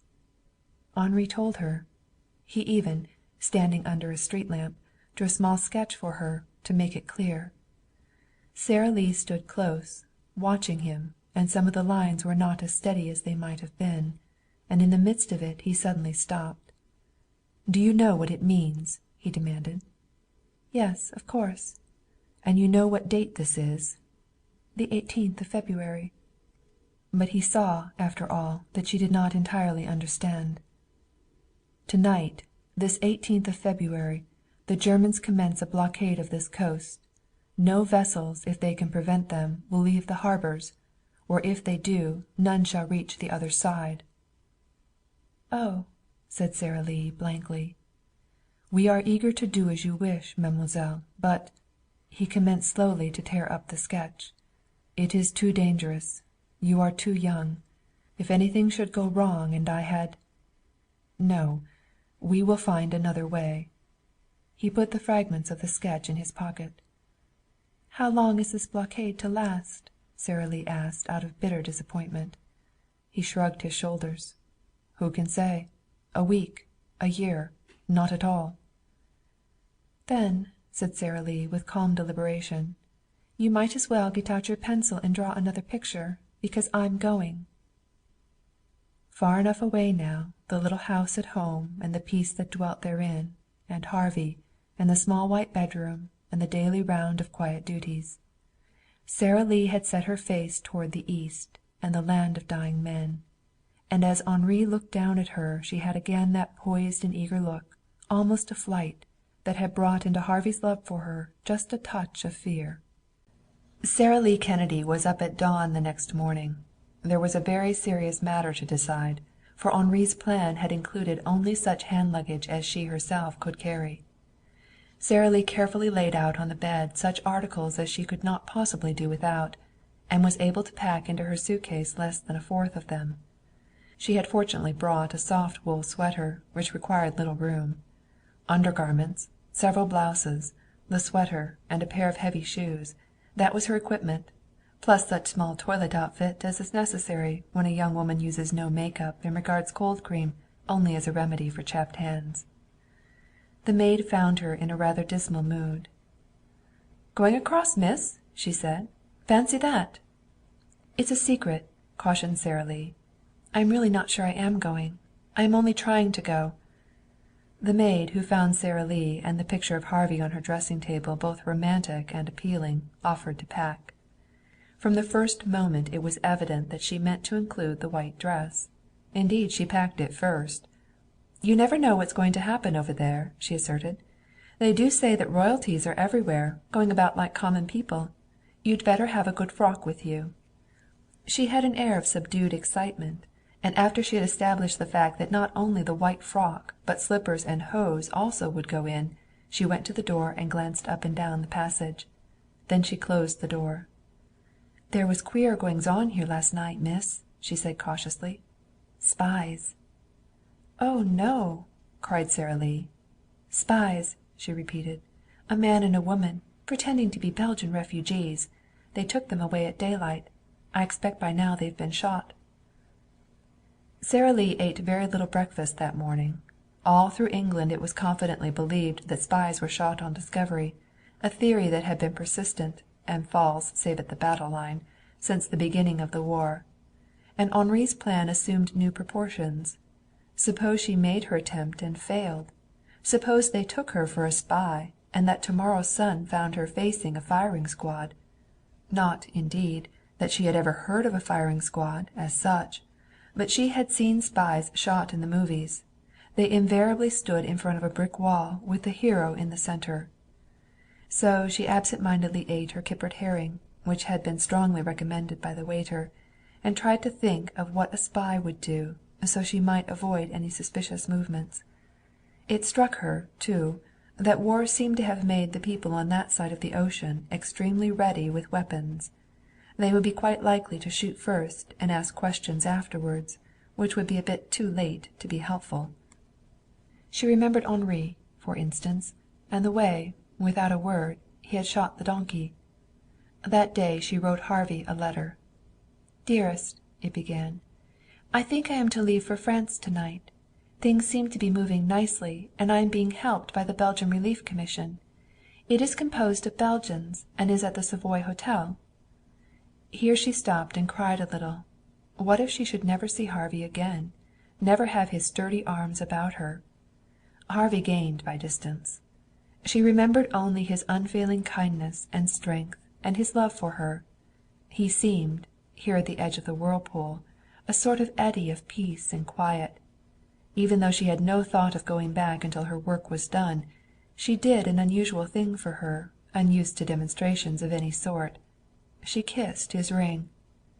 Followed directions about sending the money from the Church Society, a description of Morley's and Trafalgar Square, an account of the tea at the Travers and of the little donkey, without mention, however, of Henri. She felt that Harvey would not understand Henri. But at the end came the passage which poor Harvey read and reread when the letter came, and alternately ground his teeth over and kissed. "I do love you, Harvey dear, and I am coming back to you. I have felt that I had to do what I am doing, but I am coming back. That's a promise. Unless, of course, I should take sick or something like that, which isn't likely." There was a long pause in the writing here, but Harvey could not have known that. "I shall wear your ring always.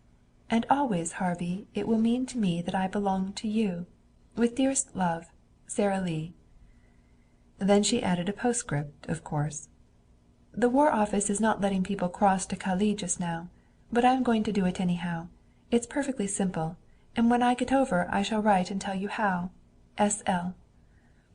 It was the next day that an indignant official in the censor's office read that postscript, and rose in his wrath and sent a third under something or other to look up Sara Lee at Morley's.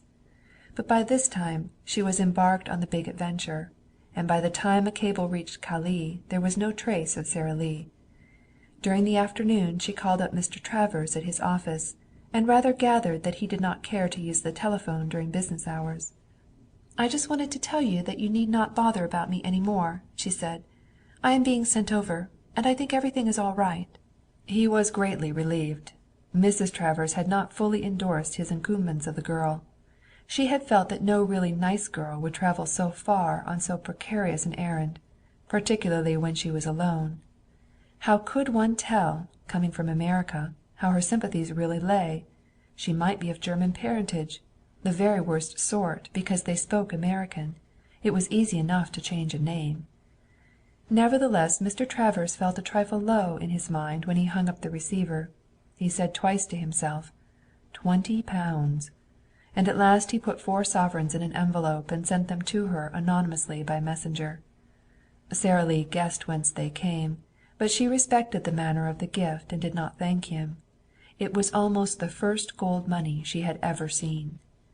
She was very carefully searched at the railway station that night, and found that her American Red Cross button, which had come with a $1 subscription to the association, made the matron inspector rather kindly inclined. Nevertheless, she took off Sara Lee's shoes, ran over the lining of her coat, and quite ruined the maid's packing of the suitcase. "You are going to Boulogne?" asked the matron inspector. Sara Lee did not like to lie. "Wherever the boat takes me," she said with a smile. The matron smiled too. "I shouldn't be nervous, miss," she said. "It's a chance, of course, but they've not done much damage yet." It was after midnight then, and a cold fog made the station a gloomy thing of blurred yellow lights and raw chill. A few people moved about, mostly officers in uniform. Half a dozen men in civilian clothes eyed her as she passed through the gates. Scotland Yard, but she did not know. And once she thought she saw Henri, but he walked away into the shadows and disappeared. The train, looking as absurdly small and light as all English trains do, was waiting out in the shed. There were no porters, and Sara Lee carried her own bag. She felt quite sure she had been mistaken about Henri, for of course he would have come and carried it for her. The train was cold and quiet. When it finally moved out it was under way before she knew that it was going, and then suddenly Sara Lee's heart began to pound hard. It was a very cold and shivering Sara Lee who curled up, alone in her compartment, and stared hard at Harvey's ring to keep her courage up. But a curious thing had happened. Harvey gave her no moral support. He brought her only disapproval. She found herself remembering none of the loving things he had said to her, but only the bitter ones. Perhaps it was the best thing for her, after all. For a sort of dogged determination to go through with it all, at any cost, braced her to her final effort. So far it had all been busy enough, but not comfortable. She was cold, and she had eaten almost nothing all day. As the hours went on, and the train slid through the darkness, she realized that she was rather faint. The steam pipes, only warm at the start, were entirely cold by 1 o'clock, and by 2 Sara Lee was sitting on her feet with a heavy coat wrapped about her knees. The train moved quietly, as do all English trains, with no jars and little sound. There were few lights outside, for the towns of eastern England were darkened, like London, against air attacks. So when she looked at the window she saw only her own reflection, white and wide-eyed, above Aunt Harriet's fur neckpiece. In the next compartment an officer was snoring, but she did not close her eyes. Perhaps, for that last hour, some of the glow that had brought her so far failed her. But she was not able to think beyond Folkestone, save occasionally, and that with a feeling that it should not be made so difficult to do a kind and helpful thing. At 3:15 the train eased down. In the same proportion Sara Lee's pulse went up. A long period of crawling along, a stop or two, but no resultant opening of the doors, and at last, in a cold rain and a howling wind from the Channel, the little seaport city. More officers than she had suspected, a few women, got out. The latter Sara Lee's experience on the steamer enabled her to place. Buyers mostly, and Americans, on their way to Paris, blockade or no blockade, because the American woman must be well and smartly gowned and hatted. A man with a mourning band on his sleeve carried a wailing child. The officers lighted cigarettes. The civilians formed a line on the jetty under the roof of the shed and waited, passports in hand, before a door that gleamed with yellow light. Faces looked pale and anxious. The blockade was on, and Germany had said that no ships would cross that night. As if defiantly the Boulogne boat, near at hand, was ablaze, on the shore side at least, with lights. Stewards came and went. Beyond it lay the harbor, dark and mysterious save where, from somewhere across, a flashlight made a brave effort to pierce the fog.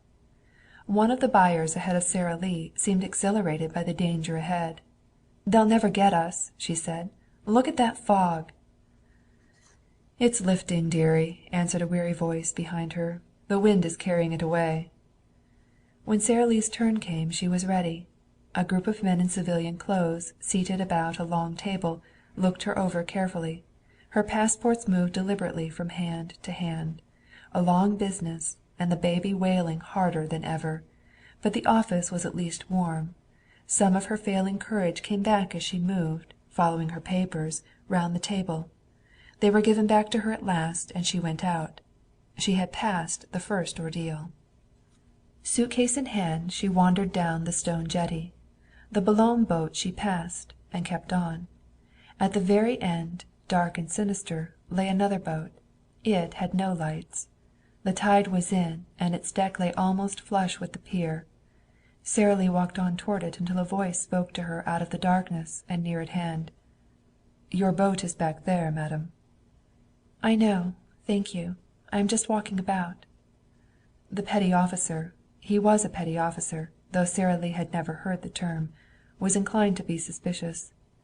Under excuse of lighting his pipe he struck a match, and Sara Lee's young figure stood out in full relief. His suspicions died away with the flare. "Bad night, miss," he offered. "Very," said Sara Lee, and turned back again. This time, bewildered and uneasy, she certainly saw Henri. But he ignored her. He was alone, and smoking one of his interminable cigarettes. He had not said he was crossing, and why had he not spoken to her? He wandered past down the pier, and she lost him in the shadows. When he came back he paused near her and at last saluted and spoke. "Pardon," he said. "If you will stand back here you will find less wind." "Thank you." He carried her suitcase back, and stooping over to place it at her feet, he said, "I shall send him on board with a message to the captain. When I come back try again." He left her at once. The passengers for Boulogne were embarking now. A silent lot, they disappeared into the warmth and brightness of the little boat and were lost. No one paid any attention to Sara Lee standing in the shadows. Soon Henri came back. He walked briskly and touched his cap as he passed. He went aboard the Boulogne steamer and without a backward glance disappeared. Sara Lee watched him out of sight, in a very real panic. He had been something real and tangible in that shadowy place, something familiar in an unfamiliar world. But he was gone. She threw up her head. So once more Sara Lee picked up her suitcase and went down the pier. Now she was unchallenged. What lurking figure might be on the dark deck of the Calais boat she could not tell. That was the chance she was to take. The gangway was still out, and as quietly as possible she went aboard. The Boulogne boat had suddenly gone dark, and she heard the churning of the screw. With the extinction of the lights on the other boat came at last deeper night to her aid. A few steps, a stumble, a gasp, and she was on board the forbidden ship. She turned forward, according to her instructions, where the overhead deck made an even deeper shadow. Henri had said that there were cabins there, and that the chance was of finding an unlocked one. If they were all locked she would be discovered at dawn and arrested. And Sara Lee was not a war correspondent. She was not accustomed to arrest. Indeed, she had a deep conviction that arrest in her case would mean death. False, of course, but surely it shows her courage. As she stood there, breathless and listening, the Boulogne boat moved out. She heard the wash against the jetty, felt the rolling of its waves. But being on the landward side she could not see the faint gleam of a cigarette that marked Henri's anxious figure at the rail. So long as the black hulk of the Calais boat was visible, and long after, indeed, Henri stood there, outwardly calm but actually shaken by many fears. She had looked so small and young, and who could know what deviltry lurked abroad that night? He had not gone with her because it was necessary that he be in Boulogne the next morning, and also the very chance of getting her across lay in her being alone and unobserved. He stood by the rail and looked back and said a wordless little prayer that if there was trouble it come to his boat and not to the other, which might very considerably have disturbed the buyers had they known of it and believed in prayer. Sara Lee stood in the shadows and listened. There were voices overhead, from the bridge. A door opened onto the deck and threw out a ray of light. Someone came out and went on shore, walking with brisk, ringing steps.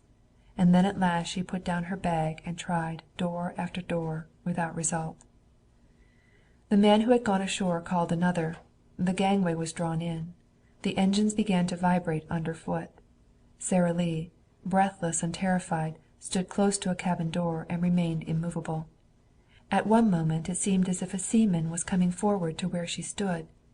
But he did not come. The Calais boat was waiting until the other steamer had got well out of the harbor. The fog had lifted, and the searchlight was moving over the surface. It played round the Channel steamer without touching it, but none of this was visible to Sara Lee. At last the lights of the quay began to recede. The little boat rocked slightly on its own waves as it edged away. It moved slowly through the shipping and out until, catching the swell of the channel, it shot ahead at top speed. For an hour Sara Lee stood there. The channel wind caught her and tore at her skirts until she was almost frozen, and finally, in sheer desperation, she worked her way round to the other side. She saw no one. Save for the beating heart of the engine below, it might have been a dead ship. On the other side she found an open door and stumbled into the tiny dark deck cabin, as chilled and frightened a philanthropist as had ever crossed that old and tricky and soured bit of seaway.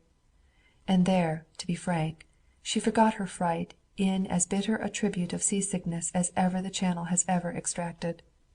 She had locked herself in, and she fell at last into an exhausted sleep. When she wakened and peered out through the tiny window, it was gray winter dawn. The boat was quiet, and before her lay the quay of Calais and the Gare Maritime. A gangway was out, and a hurried survey showed no one in sight. Sara Lee picked up her suitcase and opened the door. The fresh morning air revived her, but nevertheless it was an extremely pale young woman who, obeying Henri's instructions, went ashore that morning in the gray dawn unseen, undisturbed and unquestioned. But from the moment she appeared on the gangway until the double glass doors of the Gare Maritime closed behind her, this apparently calm young woman did not breathe at all. She arrived, indeed, with lungs fairly collapsed and her heart entirely unreliable. A woman clerk was asleep at a desk. Sara Lee roused her to half wakefulness. No interest and extremely poor English. A drowsy porter led her up a staircase and down an endless corridor. Then at last he was gone, and Sara Lee turned the key in her door and burst into tears. Now up to this point Sara Lee's mind had come to rest at Calais. She must get there. After that the other things would need to be worried over. Henri had already in their short acquaintance installed himself as the central figure of this strange and amazing interlude.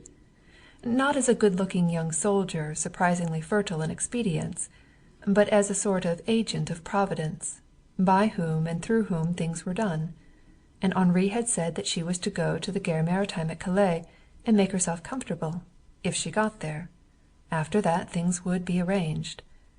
Sara Lee therefore took a hot bath, though hardly a satisfactory one, for there was no soap and she had brought none. She learned later on to carry soap with her everywhere. So she soaked the chill out of her slim body and then dressed. The room was cold, but a great exultation kept her warm. She had run the blockade. She had escaped the War Office, which, by the way, was looking her up almost violently by that time, via the censor. It had found the trunk she left at Morley's, and cross-questioned the maid into hysteria. And here she was, safe in France, the harbor of Calais before her, and here and there strange-looking war-craft taking on coal. Destroyers, she learned later. Her ignorance was rather appalling at first. It was all unreal. The room with its cold steam pipes, the heavy window hangings, the very words on the hot and cold taps in the bathroom. A great vessel moved into the harbor. As it turned she saw its name printed on its side in huge letters, and the flag, also painted, of a neutral country, a hoped-for protection against German submarines. It brought home to her, rather, the thing she had escaped. After a time she thought of food, but rather hopelessly. Her attempts to get savon from a stupid boy had produced nothing more useful than a flow of unintelligible French and no soap whatever. She tried a pantomime of washing her hands, but to the boy she appeared to be merely wringing them. And, as a great many females were wringing their hands in France those days, he had gone away, rather sorry for her. When hunger drove her to the bell again, he came back and found her with her little phrase book in her hands, feverishly turning the pages. She could find plenty of sentences such as "Garçon, voulez-vous reverse du vin sur ma robe?" But not an egg lifted its shining pate above the pages. Not cereal, not fruit, not even the word for breakfast. Long, long afterwards, Sara Lee found a quite delightful breakfast hidden between two pages that were stuck together, but it was far too late. "Donnez-moi," began Sara Lee, and turned the pages rapidly. "This, Do you see?" She had found roast beef. The boy observed stolidly in French that it was not ready until noon. She was able to make out, from his failing to depart, that there was no roast beef.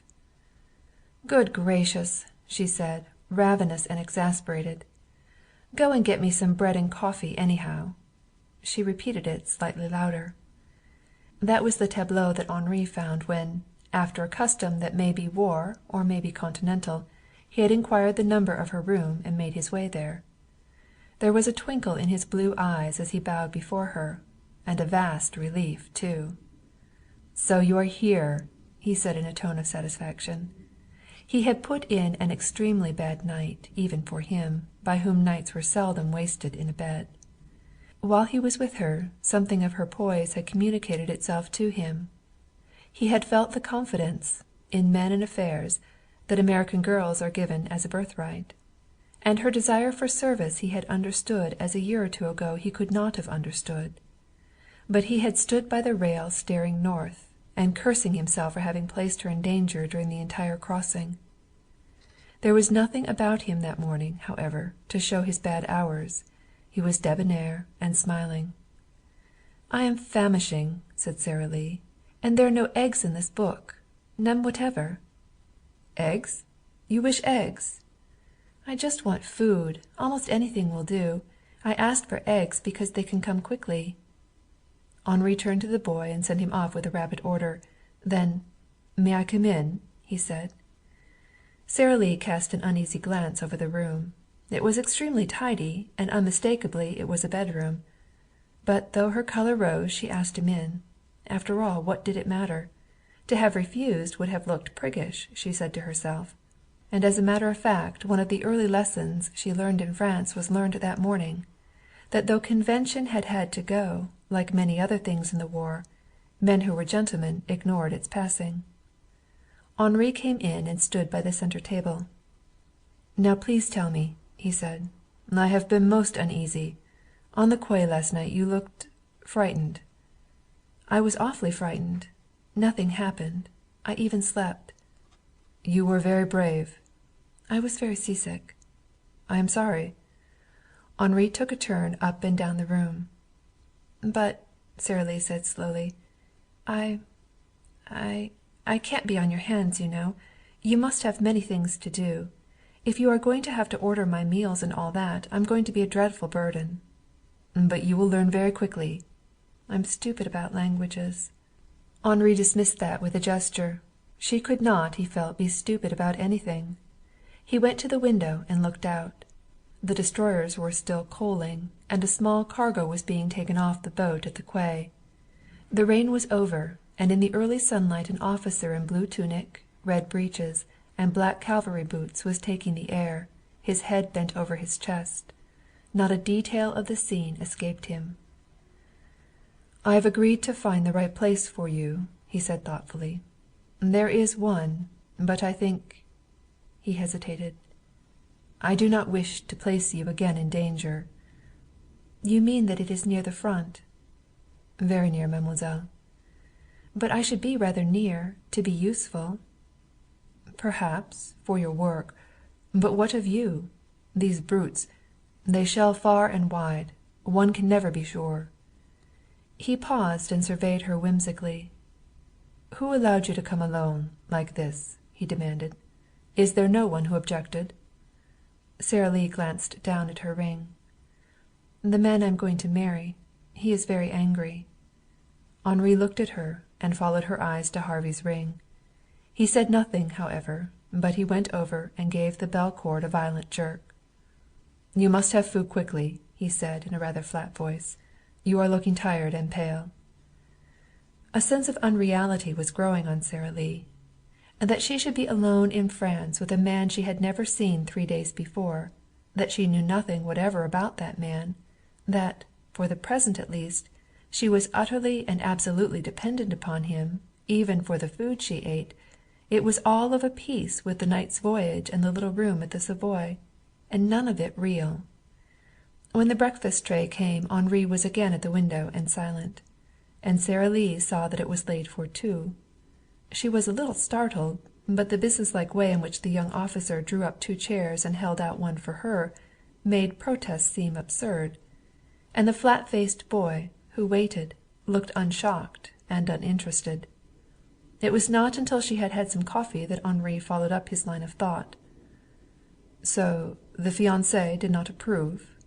It is not difficult to understand. There is always danger, for there are German aeroplanes even in remote places, and you are very young. You still wish to establish yourself, mademoiselle?" "Of course." "Would it be a comfort to cable your safe arrival in France to the fiancé?" When he saw her face he smiled, and if it was a rather heroic smile it was none the less friendly. "I see. What shall I say? Or will you write it?" So Sara Lee, vastly cheered by 2 cups of coffee, an egg, and a very considerable portion of bread and butter, wrote her cable. It was to be brief, for cables cost money. It said, "Safe. Well. Love." And Henri, who seemed to have strange and ominous powers, sent it almost immediately. Total cost, as reported to Sara Lee, 2 francs. He took the money she offered him gravely. "We shall cable quite often," he said. "He will be anxious, and I think he has a right to know." The "we" was entirely unconscious. "And now," he said when he had gravely allowed Sara Lee to pay her half of the breakfast, "we must arrange to get you out of Calais. And that, mademoiselle, may take time." It took time. Sara Lee, growing accustomed now to little rooms entirely filled with men and typewriters, went from one office to another, walking along the narrow pavements with Henri through streets filled with soldiers. Once they drew aside to let pass a procession of Belgian refugees, those who had held to their village homes until bombardment had destroyed them. Stout peasant women in short skirts and with huge bundles, old men, and a few young ones, many children. The terror of the early flight was not theirs, but there was in all of them a sort of sodden hopelessness that cut Sara Lee to the heart. In an irregular column they walked along, staring ahead but seeing nothing. Even the children looked old and tired. Sara Lee's eyes filled with tears. "My people," said Henri. "Simple country folk, and going to England, where they will grieve for the things that are gone, their fields and their sons. The old ones will die, quickly, of homesickness. It is difficult to transplant an old tree." The final formalities seemed to offer certain difficulties. Henri, who liked to do things quickly and like a prince, flushed with irritation. He drew himself up rather haughtily in reply to one question and glanced uneasily at the girl. But it was all intelligible as Sanskrit to her. It was only after a whispered sentence to the man at the head of the table that the paper was finally signed. As they went down the street together Sara Lee made a little protest. "But I simply must not take all your time," she said, looking up anxiously. "I begin to realize how foolhardy the whole thing is. I meant well, but it is you who are doing everything, not I." "I shall not make the soup, mademoiselle," he replied gravely. There were more things to do. Sara Lee's money must be exchanged at a bank for French gold. She had $300, and it had been given her in a tiny brown canvas bag. And then there was the matter of going from Calais to the front. She had expected to find a train, but there were no trains. All cars were being used for troops. She stared at Henri in blank dismay. "No trains," she said blankly. "Would an automobile be very expensive?" "They are all under government control, mademoiselle. Even the petrol." She stopped in the street. "Then I shall have to go back." Henri laughed boyishly. "Mademoiselle," he said, "I have been requested to take you to a place where you may render us the service we so badly need. For the present this is my duty, and nothing else. So if you will accept the offer of my car, which is a shameful one but travels well, we can continue our journey." Long, long afterward, Sara Lee found a snapshot of Henri's car taken by a light-hearted British officer. Found it and sat for a long time with it in her hand, thinking and remembering that first day she saw it, in the sun at Calais. A long, low car it was, once green, but now roughly painted gray. But it was not the crude painting, significant as it was, that brought so close the thing she was going to. It was that the car was but a shell of a car. The mudguards were crumpled up against the side. Body and hood were pitted with shrapnel. A door had been shot away, and the windshield was but a frame set round with broken glass.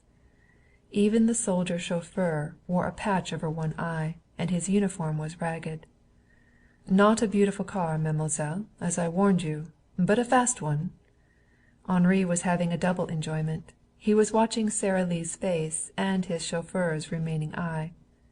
"But fast, eh, Jean?" he said to the chauffeur. The man nodded and said something in French. It was probably the thing Henri had hoped for, and he threw back his head and laughed. "Jean is reminding me," he said gaily, "that it is forbidden to officers to take a lady along the road that we shall travel." But when he saw how Sara Lee flushed, he turned to the man. "Mademoiselle has come from America to help us, Jean," he said quietly. "And now for Dunkirk." The road from Dunkirk to Calais was well guarded in those days. From Nieuport for some miles inland only the shattered remnant of the Belgian army held the line. For the cry "On to Paris" the Germans had substituted "On to Calais." So, on French soil at least, the road was well guarded. A few miles in the battered car, then a slowing up, a showing of passports, the clatter of a great chain as it dropped to the road, a lowering of levelled rifles, and a salute from the officer. That was the method by which they advanced. Henri sat with the driver and talked in a low tone. Sometimes he sat quiet, looking ahead. He seemed somehow older, more careworn. His boyishness had gone. Now and then he turned to ask if she was comfortable, but in the intervals she felt that he had entirely forgotten her. Once, at something Jean said, he got out a pocket map and went over it carefully. It was a long time after that before he turned to see if she was all right. Sara Lee sat forward and watched everything. She saw little evidence of war, beyond the occasional sentries and chains. Women were walking along the roads. Children stopped and pointed, smiling, at the battered car. One very small boy saluted, and Henri as gravely returned the salute. Some time after that he turned to her. "I find that I shall have to leave you in Dunkirk," he said. "A matter of a day only, probably, but I will see before I go that you are comfortable." "I shall be quite all right, of course."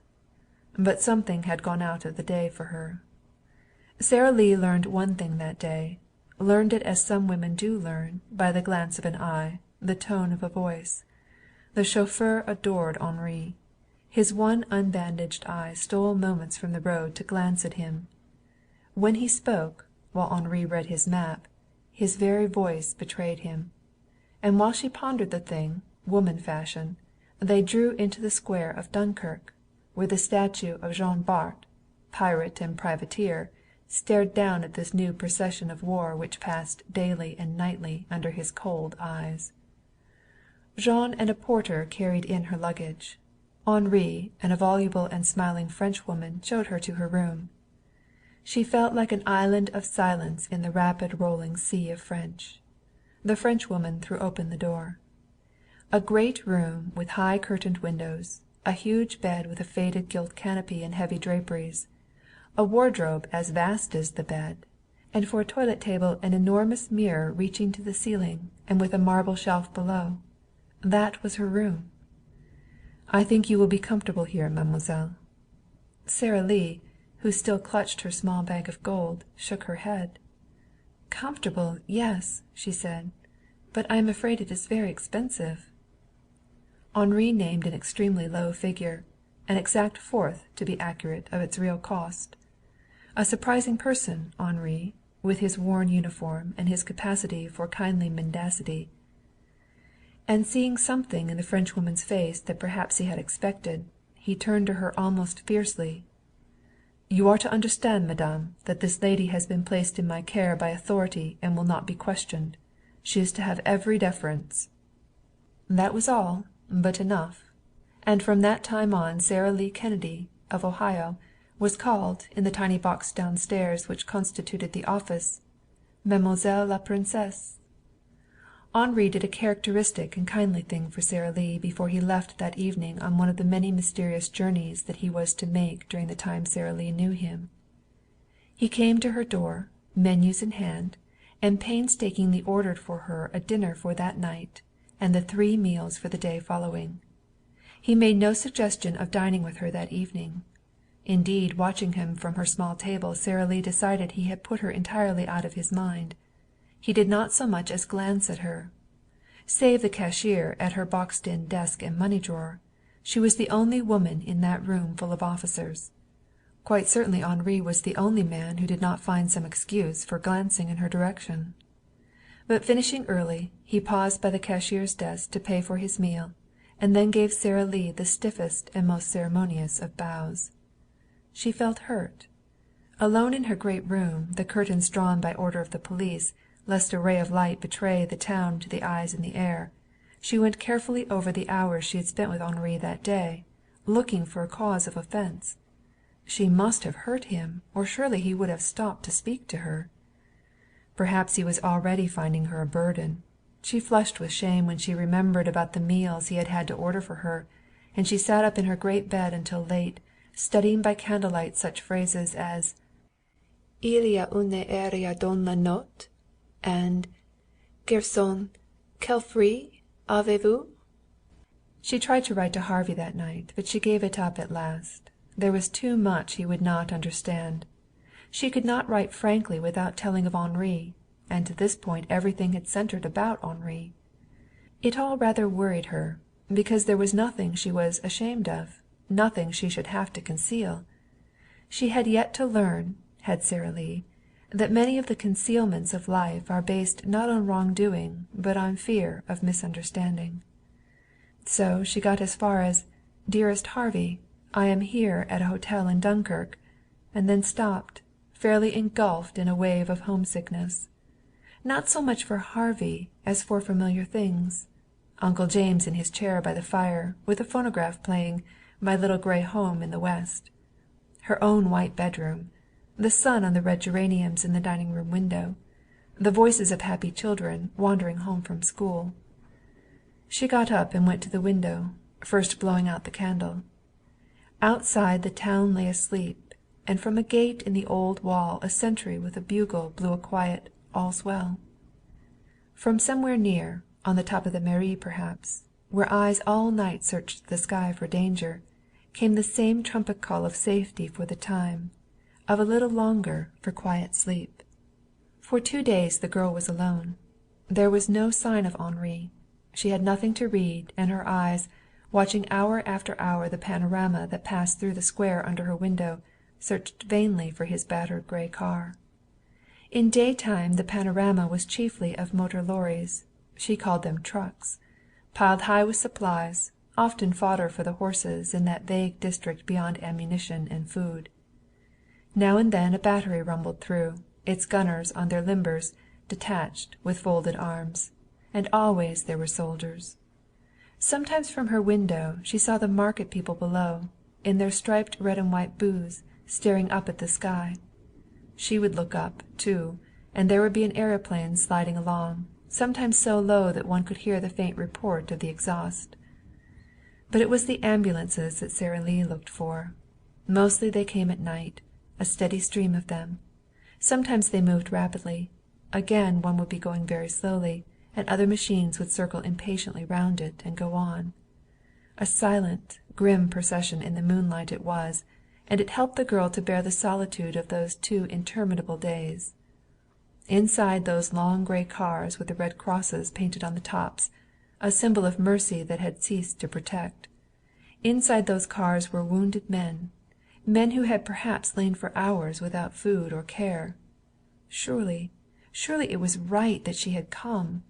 The little she could do must count in the great total. She twisted Harvey's ring on her finger and sent a little message to him. "You will forgive me when you know, dear," was the message.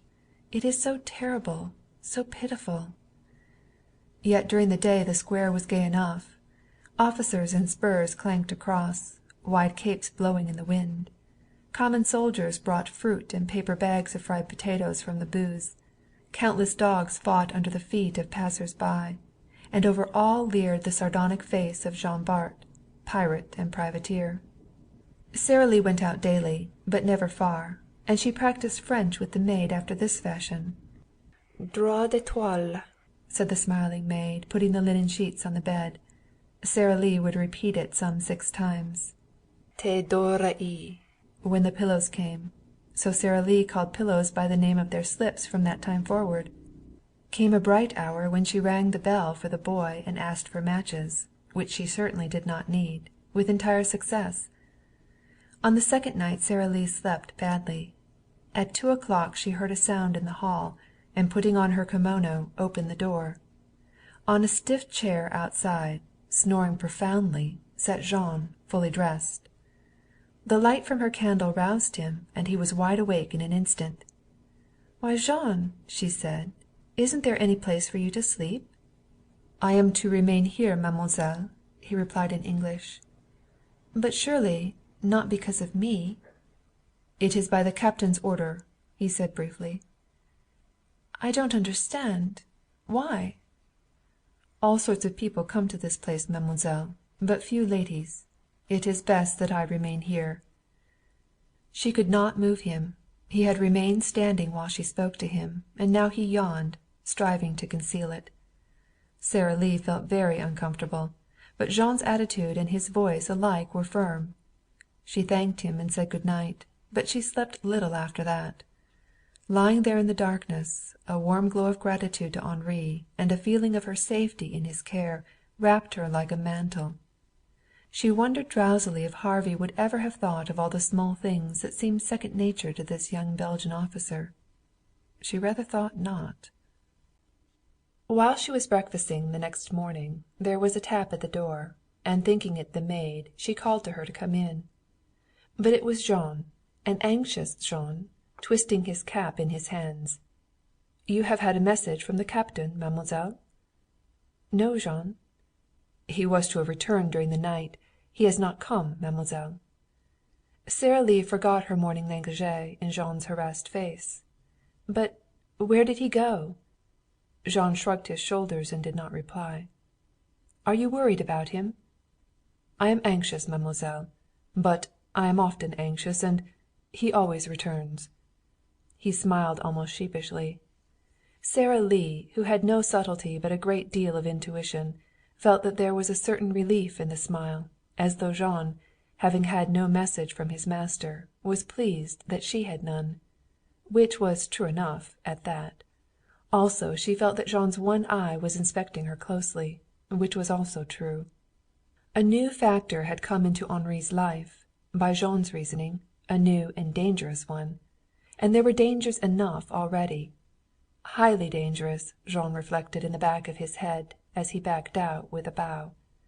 A young girl unafraid of the morning sun and sitting at a little breakfast table as fresh as herself. That was a picture for a war-weary man. Jean forgot for a moment his anxiety for Henri's safety in his fear for his peace of mind. For a doubt had been removed. The girl was straight.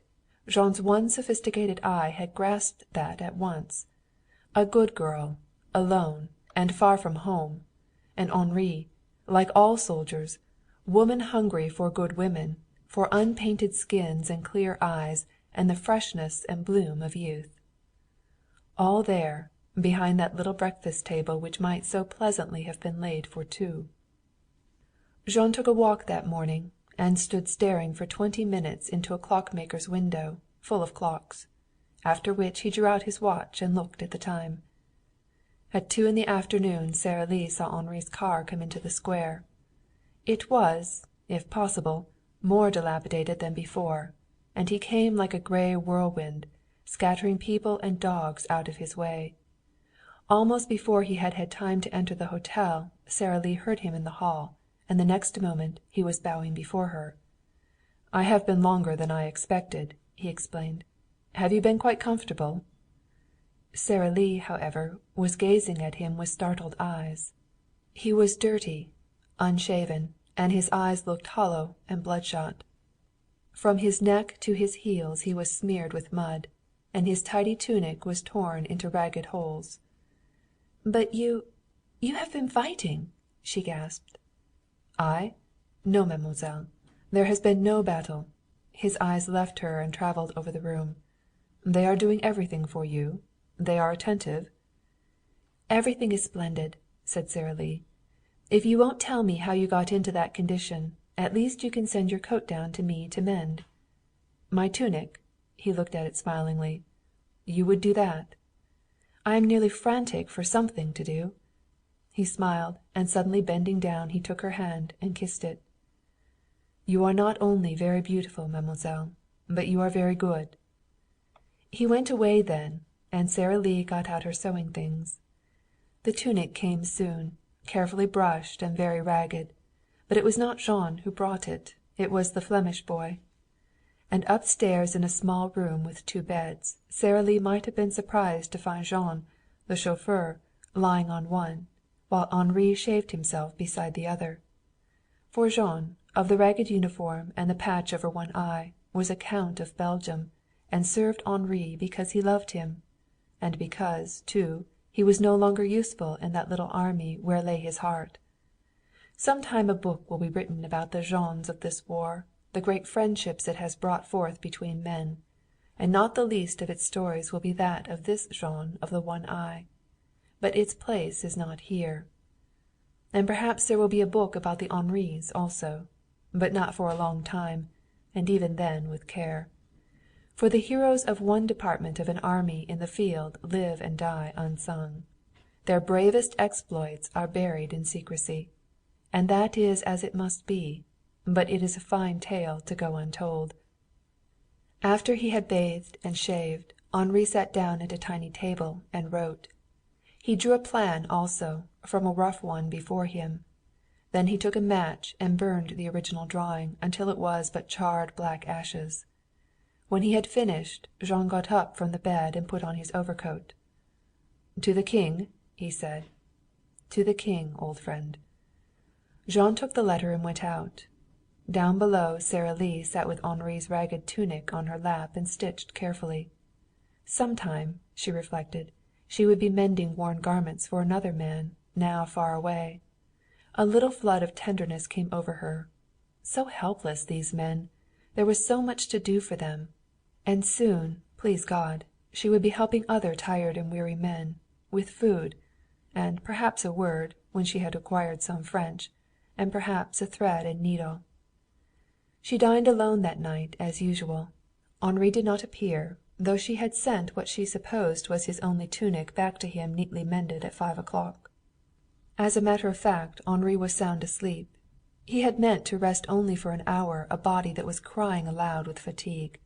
But Jean, coming in quietly, had found him sleeping like a child, and had put his own blanket over him and left him.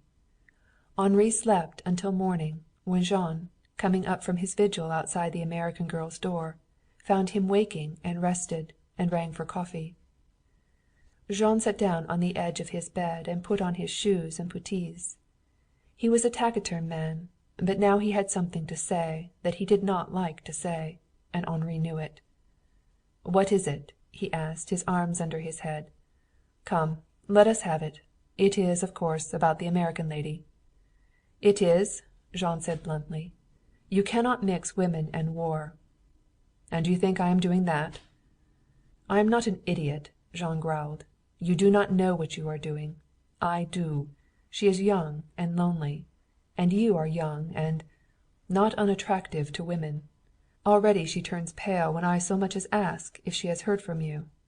"You asked her that?" "You were gone much longer than " "And you thought I might send her word, and not you?"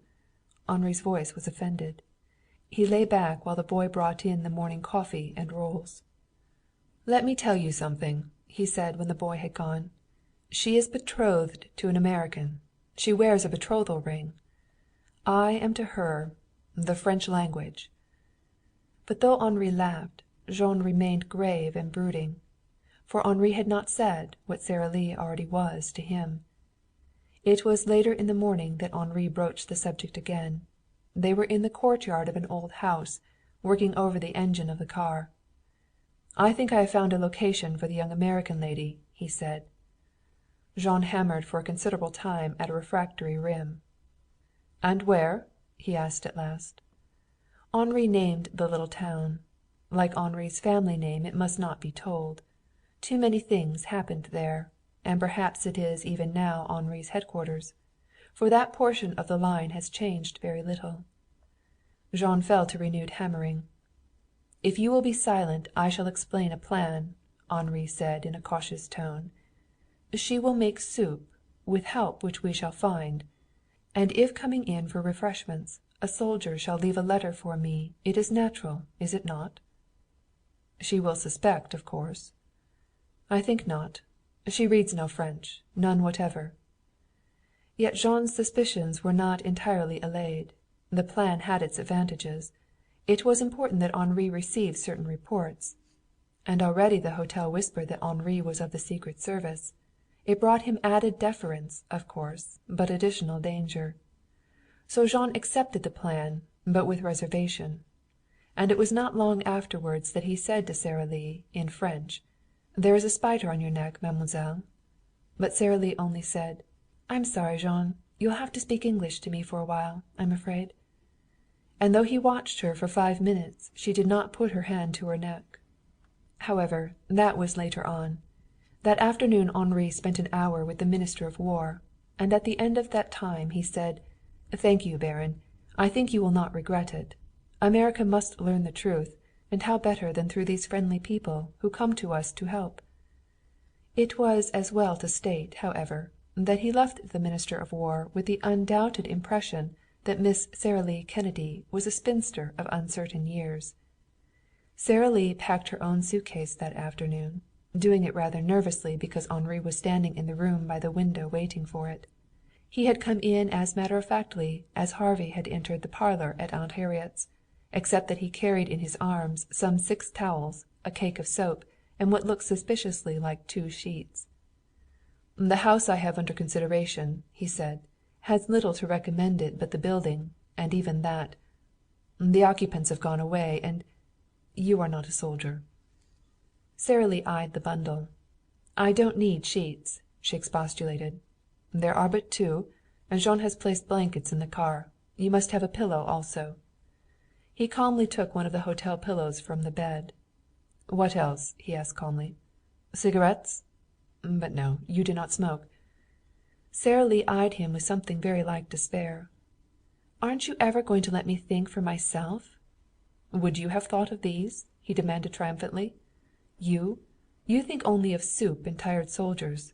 Some one must think of you." And there was a touch of tenderness in his voice. Sara Lee felt it and trembled slightly. He was so fine, and he must not think of her that way. It was not real. It couldn't be.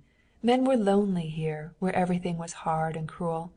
They wanted some of the softness of life, and all of kindness and sweetness that she could give should be Henri's.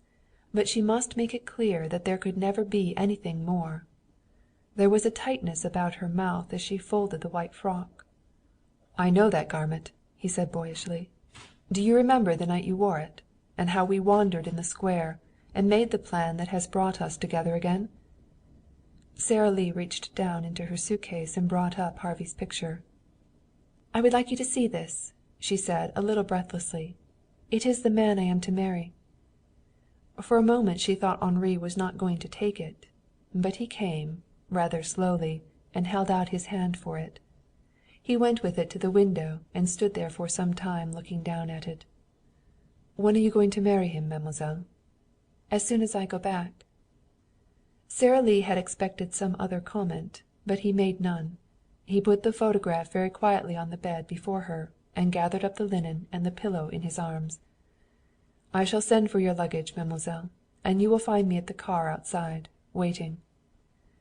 And so it was that a very silent Henri sat with Jean going out to that strange land which was to be Sara Lee's home for many months. And a very silent Sara Lee, flanked with pillow and blankets, who sat back alone and tried to recall the tones of Harvey's voice, and failed.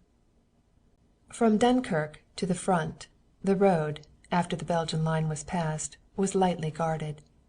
Henri came out of a reverie to explain to Sara Lee. "We have not many men," he said, "and those that remain are holding the line. It is very weary, our army." Now at home Uncle James had thought very highly of the Belgian army. He had watched the fight they made, and he had tried to interest Sara Lee in it, but without much result. She had generally said, "Isn't it wonderful?" or "horrible," as the case might be, and put out of her mind as soon as possible the ringing words he had been reading. But she had not forgotten, she found.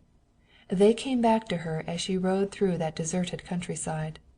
Henri, glancing back somewhat later, found her in tears. He climbed back at once into the rear of the car and sat down beside her. "You are homesick, I think?" "Yes, but not for myself. I am just homesick for all the people who have lost their homes. You, and Jean, and all the rest." "Some day I shall tell you about my home and what has happened to it," he said gravely. "Not now. It is not pleasant. But you must remember this. We are going back home, we Belgians." And after a little pause, "Just as you are." He lapsed into silence after that, and Sara Lee, stealing a glance at him, saw his face set and hard. She had a purely maternal impulse to reach over and pat his hand. Jean did not like Henri's shift to the rear of the car. He drove with a sort of irritable feverishness, until Henri leaned over and touched him on the shoulder.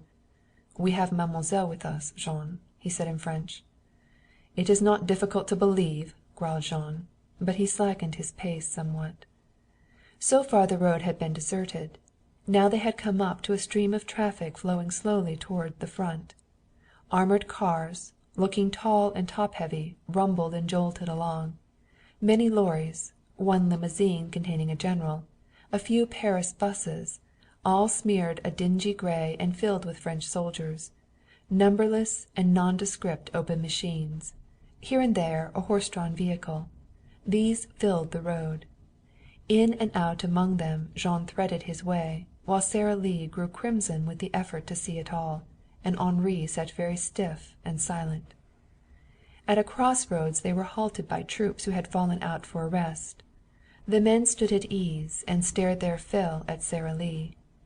Save for a few weary peasants, most of them had seen no women for months. But they were respectful, if openly admiring. And their admiration of her was nothing to Sara Lee's feeling toward them. She loved them all, boys with their first straggly beards on their chins, older men looking worn and tired, French and Belgian, smiling and sad. But most of all, for Uncle James's sake, she loved the Belgians. "I cannot tell you," she said breathlessly to Henri. "It is like a dream come true. And I shall help. You look doubtful sometimes, but I am sure." "You are heaven sent," Henri replied gravely. They turned into a crossroad after a time, and there in a little village Sara Lee found her new home. A strange village indeed, unoccupied and largely destroyed. Piles of bricks and plaster lined the streets. Broken glass was everywhere. Jean blew out a tire finally because of the glass, and they were obliged to walk the remainder of the way. "A poor place, mademoiselle," Henri said as they went along. "A peaceful little town, and quite beautiful, once, and it harbored no troops. But everything is meat for the mouths of their guns." Sara Lee stopped and looked about her. Her heart was beating fast, but her lips were steady enough. "And it is here that I—" "A little distance down the street. You must see before you decide." Steady, passionless firing was going on, not near, but far away, like low thunder before a summer storm. She was for months to live, to eat and sleep and dream to that rumbling from the Ypres salient, to waken when it ceased, or to look up from her work at the strange silence. But it was new to her then, and terrible. "Do they still shell this town?" she asked rather breathlessly. "Not now. They have done their work. Of course—" He did not finish. Sara Lee's heart slowed down somewhat. After all, she had asked to be near the front, and that meant guns and such destruction as was all about her. Only one thing troubled her. "It is rather far from the trenches, isn't it?" He smiled slightly. "Far? It is not very far. Not so far as I would wish, mademoiselle. But, to do what you desire, it is the best I have to offer." "How far away are the trenches?" "A quarter of a mile beyond those poplar trees." He indicated on a slight rise a row of great trees broken somewhat but not yet reduced to the twisting skeletons they were to become later on. In a long line they faced the enemy like sentinels, winter quiet but dauntless, and behind them lay the wreck of the little village, quiet and empty. "Will the men know I am here?" Sara Lee asked anxiously. "But yes, mademoiselle. At night they come up from the trenches, and fresh troops take their places. They come up this street and go on to wherever they are to rest. And when they find that a house of mercy is here, and soup, they will come, more than you wish." "Belgian soldiers?" "Only Belgian soldiers. That is as you want it to be, I think." "If only I spoke French!" "You will learn. And in the meantime, mademoiselle, I have taken the liberty of finding you a servant, a young peasant woman, and you will also have a soldier always on guard." Something that had been in the back of Sara Lee's mind for some time suddenly went away. She had always been thinking of Aunt Harriet and the Ladies' Aid Society of the Methodist Church. She had, in fact, been wondering how they would feel when they learned that she was living alone, the only woman among thousands of men. It had, oddly enough, never occurred to her before. "You have thought of everything," she said gratefully. But Henri said nothing. He had indeed thought of everything with a vengeance, with the net result that he was not looking at Sara Lee more than he could help. These Americans were strange. An American girl would cross the seas and come here alone with him, a man and human, and she would take for granted that he would do what he was doing for love of his kind, which was partly true, and she would be beautiful and sweet and amiable and quite unself-conscious. And then she would go back home, warm of heart with gratitude, and marry the man of the picture. The village had but one street, and that deserted and in ruins. Behind its double row of houses, away from the enemy, lay the fields, a muddy canal, and more poplar trees. And from far away, toward Ypres, there came constantly that somewhat casual booming of artillery which marked the first winter of the war. The sound of the guns had first alarmed, then interested Sara Lee. It was detached then, far away. It meant little to her. It was only later, when she saw some of the results of the sounds she heard, that they became significant. But this is not a tale of the wounding of men. There are many such. This is the story of a little house of mercy, and of a girl with a dauntless spirit, and of two men who loved her. Only that. The maid Henri had found was already in the house, sweeping. Henri presented her to Sara Lee, and he also brought a smiling little Belgian boy, in uniform and with a rifle. "Your staff, mademoiselle," he said, "and your residence." Sara Lee looked about her. With the trifling exception that there was no roof, it was whole, and the roof was not necessary, for the floors of the upper story serviced instead. There was a narrow passage with a room on either side, and a tiny kitchen behind. Henri threw open a door on the right.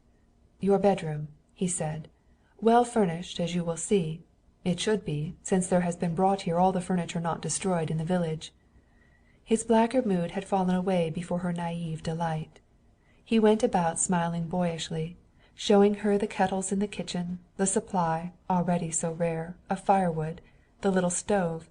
He stiffened somewhat when she placed her hand rather timidly on his arm. "How am I ever to thank you?" she asked. "By doing much good, and by never going beyond the poplar trees." She promised both very earnestly. But she was a little sad as she followed Henri about, he volubly expatiating on such advantages as plenty of air owing to the absence of a roof, and the attraction of the stove, which he showed much like a salesman anxious to make a sale. "Such a stove," he finished contentedly. "It will make soup even in your absence, mademoiselle. Our peasants eat much soup. Therefore it is what you would call a trained stove." Before Sara Lee's eyes came a picture of Harvey and the Leete house, its white dining room, its bay window for plants, its comfortable charm and prettiness. And Harvey's face, as he planned it for her, anxious, pleading, loving. She drew a long breath. If Henri noticed her abstraction he ignored it. He was all over the little house. One moment he was instructing Marie volubly, to her evident confusion. On René, the guard, he descended like a young cyclone, with warnings for mademoiselle's safety and comfort. He was everywhere, sitting on the bed to see if it was soft, tramping hard on the upper floor to discover if any plaster might loosen below, and pausing in that process to look keenly at a windmill in the field behind. When he came down it was to say, "You are not entirely alone in the village, after all, mademoiselle. The miller has come back. I shall visit him now and explain." He found Sara Lee, however, still depressed. She was sitting in a low chair in the kitchen gazing thoughtfully at the stove. "I am here," she said, "and here is the house, and a stove, and everything. But there are no shops. And what shall I make my soup out of?" Henri stared at her rather blankly. "True," he said. "Very true. And I never thought of it." Then suddenly they both laughed, with the joyous ringing laugh of ridiculous youth, which can see its own absurdities and laugh at them. Henri counted off on his fingers. "I thought of water," he said, "and a house, and firewood, and kettles, and furniture, and there I ceased thinking."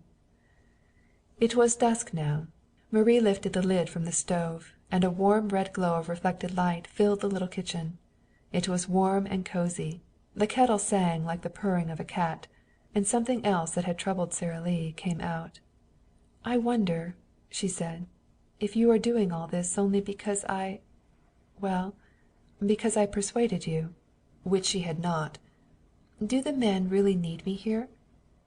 "Need you, mademoiselle?" "Do they need what little I can give? They were smiling, all the ones I saw." "A Belgian soldier always smiles, even when he is fighting."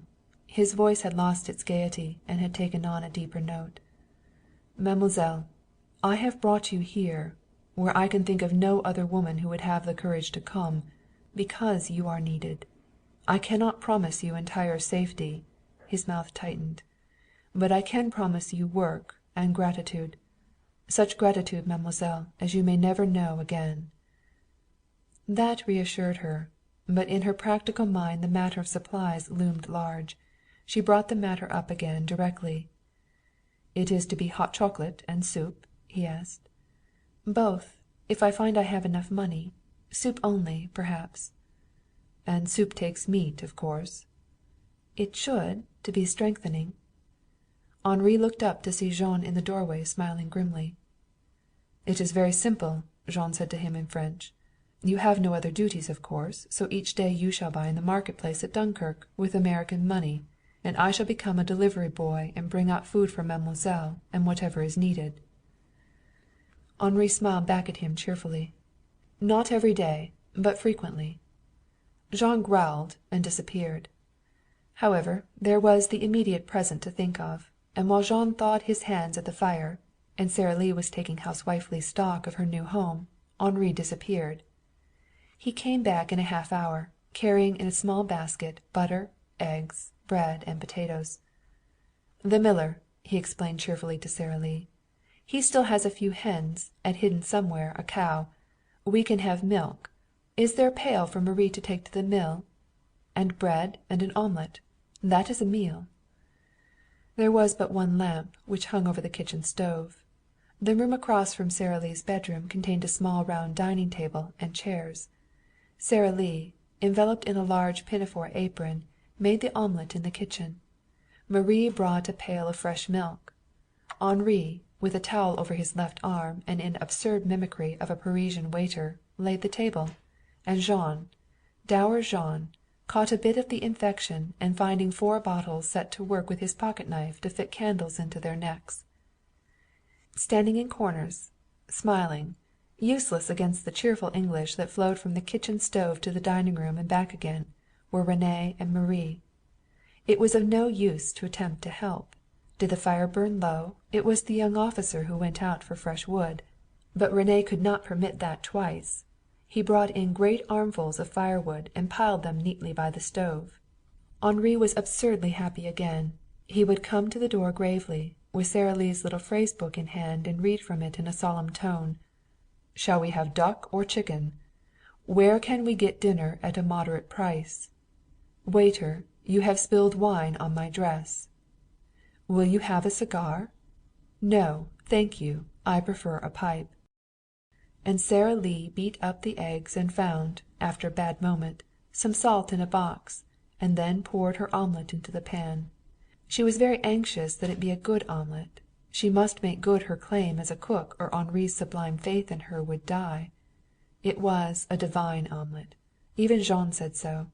They sat, the three of them, in the cold little dining room, and never knew that it was cold, and they ate prodigious quantities of omelette and bread and butter and bully beef out of a tin, and drank a great deal of milk. Even Jean thawed at last, under the influence of food and Sara Lee. Before the meal was over he was planning how to get her supplies to her, and making notes on a piece of paper as to what she would need at once. They adjourned to Sara Lee's bedroom, where Marie had kindled a fire in the little iron stove, and sat there in the warmth with 2 candles, still planning. By that time Sara Lee had quite forgotten that at home one did not have visitors in one's bedroom. Suddenly Henri held up his hand. "Listen," he said. That was the first time Sara Lee had ever heard the quiet shuffling step of tired men, leaving their trenches under cover of darkness. Henri threw his military cape over his shoulders, and she stood in the dark doorway, watching. The empty street was no longer empty. From gutter to gutter flowed a stream of men, like a sluggish river which narrowed where a fallen house partly filled the way. Not talking, not singing, just moving, bent under their heavy and mud-covered equipment. Here and there the clack of wooden sabots on the cobbles told of one poor fellow not outfitted with leather shoes. The light of a match here and there showed some few lucky enough to still have remaining cigarettes, and revealed also, in the immediate vicinity, a white bandage or two. Some few, recognizing Henri's officer's cap, saluted.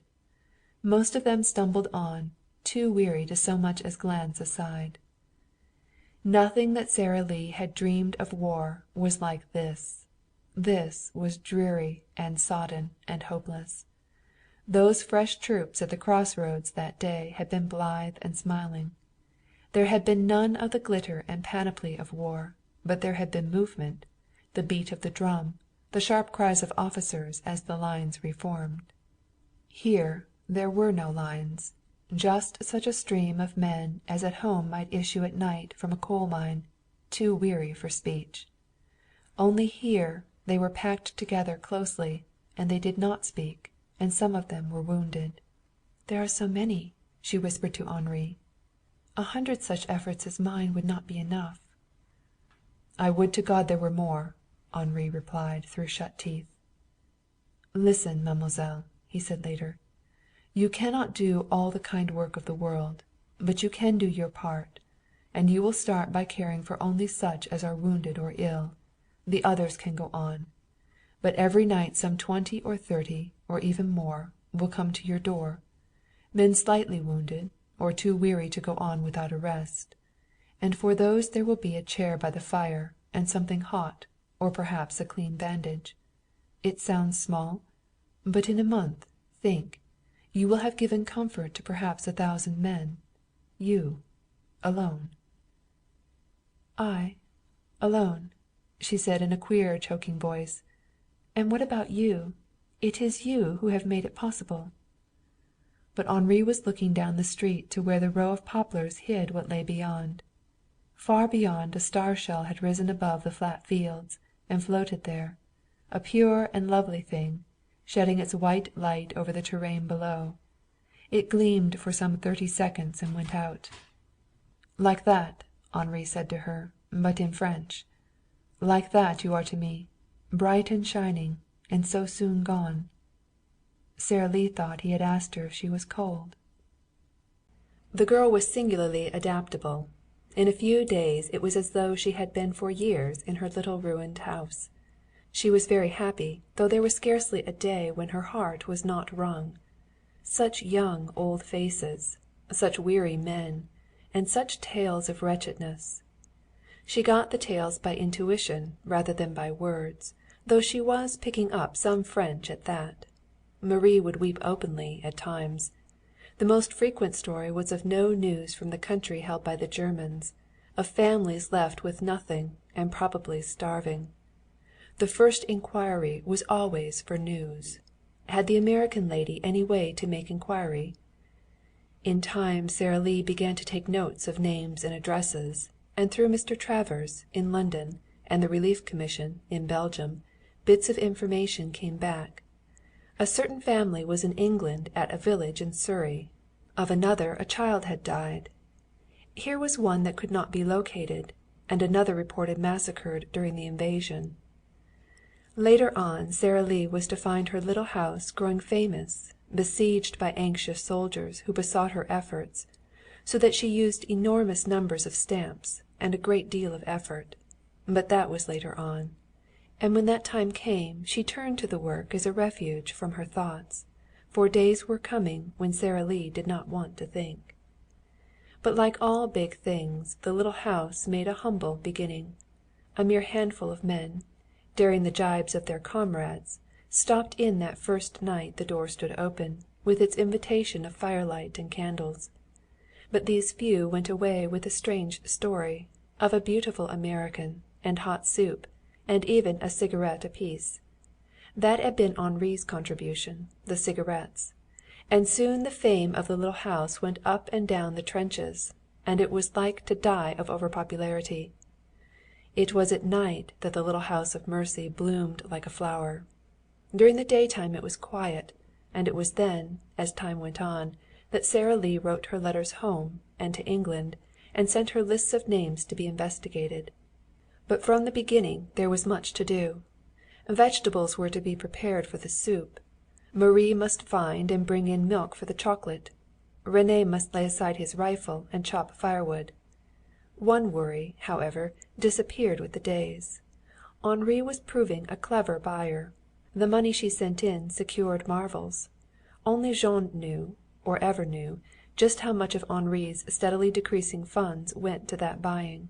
Certainly not Sara Lee. And Jean expostulated only once, to be met by such blazing fury as set him sullen for 2 days. "I am doing this," Henri finished, a trifle ashamed of himself, "not for mademoiselle, but for our army. And since when have you felt that the best we can give is too much for such a purpose?" Which was, however lofty, only a part of the truth. So supplies came in plentifully, and Sara Lee pared vegetables, and sang a bit under her breath, and glowed with good will when at night the weary vanguard of a weary little army stopped at her door, and scraped the mud off its boots, and edged in shyly. She was very happy, and her soup was growing famous. It is true that the beef she used was not often beef, but she did not know that, and merely complained that the meat was stringy. Now and then there was no beef at all, and she used hares instead. On quiet days, when there was little firing beyond the poplar trees, she went about with a basket through the neglected winter gardens of the town. There were Brussels sprouts, and sometimes she found in a cellar carrots or cabbages. She had potatoes always. It was at night, then, from 7 in the evening until 1, that the little house was busiest. Word had got out through the trenches beyond the poplar trees that slightly wounded men needing rest before walking back to their billets, exhausted and sick men, were welcome to the little house. It was soon necessary to give the officers tickets for the men. René took them in at the door, with his rifle in the hollow of his arm, and he was as implacable as a ticket-taker at the opera. Never once in all the months of her life there did Sara Lee have an ugly word, an offensive glance. But, though she never knew this, many half-articulate and wholly earnest prayers were offered for her in those little churches behind the lines, where sometimes the men slept, and often they prayed. She was very businesslike. She sent home to the Ladies' Aid Society a weekly record of what had been done. So many bowls of soup, so many cups of chocolate, so many minor injuries dressed. Because, very soon, she found first aid added to her activities. She sickened somewhat at first. Later she allowed to Marie much of the serving of food, and in the little salle à manger She had ready on the tables basins, water, cotton, iodine, and bandages. Henri explained the method to her. "It is a matter of cleanliness," he said. "First one washes the wound, and then there is the iodine, the cotton, a bandage, and a surgeon could do little more." Henri and Jean came often, and more than once during the first 10 days Jean spent the night rolled in a blanket by the kitchen fire, and Henri disappeared. He was always back in the morning, however, looking dirty and very tired. Sara Lee sewed more than one rent for him, those days, but she was strangely incurious. It was as though, where everything was strange, Henri's erratic comings and goings were but a part of the rest. Then one night the unexpected happened. The village was shelled. Sara Lee had received her first letter from Harvey that day. The maid at Morley's had forwarded it to her, and Henri had brought it up. "I think I have brought you something you wish for very much," he said, looking down at her. "Mutton?" she inquired anxiously. "Better than that." "Sugar?" "A letter, mademoiselle." Afterward he could not quite understand the way she had suddenly drawn in her breath. He had no memory, as she had, of Harvey's obstinate anger at her going, his conviction that she was doing a thing criminally wrong and cruel. "Give it to me, please." She took it into her room and closed the door. When she came out again she was composed and quiet, but rather white. Poor Henri! He was half mad that day with jealousy. Her whiteness he construed as longing. This is a part of Harvey's letter. "You may think that I have become reconciled, but I have not. If I could see any reason for it, I might. But what reason is there? So many others, older and more experienced, could do what you are doing, and more safely. In your letter from the steamer you tell me not to worry. Good God, Sara Lee, how can I help worrying? I do not even know where you are. If you are in England, well and good. If you are abroad, I do not want to know it. I know these foreigners. I run into them every day, and they do not understand American women. I get crazy when I think about it. I have had to let the Leete house go. There is not likely to be such a chance soon again. Business is good, but I don't seem to care much about it any more. Honestly, dear, I think you have treated me very badly. I always feel as though the people I meet are wondering if we have quarreled, or what on earth took you away on this wild goose chase. I don't know myself, so how can I tell them? I shall always love you, Sara Lee. I guess I'm that sort. But sometimes I wonder if, when we are married, you will leave me again in some such uncalled-for way. I warn you now, dear, that I won't stand for it. I'm suffering too much. Harvey. Sara Lee wore the letter next her heart, but it did not warm her. She went through the next few hours in a sort of frozen composure, and ate nothing at all. Then came the bombardment. Henri and Jean, driving out from Dunkirk, had passed on the road ammunition trains, waiting in the road until dark before moving on to the front. Henri had given Sara Lee her letter, had watched jealously for its effect on her, and then, his own face white and set, had gone on down the ruined street. Here within the walls of a destroyed house he disappeared. The place was evidently familiar to him, for he moved without hesitation. Broken furniture still stood in the roofless rooms, and in front of a battered bureau Henri paused. Still whistling under his breath, he took off his uniform and donned a strange one, of greenish gray. In the pocket of the blouse he stuffed a soft round cap of the same color. Then, resuming his cape and Belgian cap, with its tassel over his forehead, he went out into the street again. He carried in his belt a pistol, but it was not the one he had brought in with him. As a matter of fact, by the addition of the cap in his pocket, Henri was at that moment in the full uniform of a lieutenant in a Bavarian infantry regiment, pistol and all. He went down the street and along the road toward the poplars. He met the first detachment of men out of the trenches just beyond the trees, and stepped aside into the road to let them pass, calling a greeting to them out of the darkness. "Bonsoir," they replied, and saluted stiffly. There were few among them who did not know his voice, and fewer still who did not suspect his business. "A brave man," they said among themselves as they went on. How long will he last? Asked one young soldier, a boy in his teens. One cannot live long who does as he does, replied a gaunt and bearded man. But it is a fine life while it continues, a fine life. The boy stepped out of the shuffling line and looked behind him. He could see only the glow of Henri's eternal cigarette. I should like to go with him, he muttered wistfully. The ammunition train was in the village now. It kept the centre of the road, lest it should slide into the mud on either side and be mired. The men moved out of its way into the ditch, grumbling. Henri went whistling softly down the road. The first shell fell in the neglected square. The second struck the rear wagons of the ammunition train. Henri heard the terrific explosion that followed, and turning ran madly back into the village. More shells fell into the road. The men scattered like partridges, running for the fields, but the drivers of the ammunition wagons beat their horses and came lurching and shouting down the road. There was cold terror in Henri's heart. He ran madly, throwing aside his cape as he went. More shells fell ahead in the street. Once in the darkness he fell flat over the body of a horse. There was a steady groaning from the ditch near by. But he got up and ran on, a strange figure with his flying hair and his German uniform. He was all but stabbed by René when he entered the little house. "Mademoiselle!" Henri gasped, holding René's bayonet away from his heaving chest. "I am here," said Sara Lee's voice, from the little salle à manger. "Let them carry in the wounded. I am getting ready hot water and bandages. There is not much space, for the corner of the room has been shot away." She was dead white in the candlelight, but very calm. "You cannot stay here," Henri panted.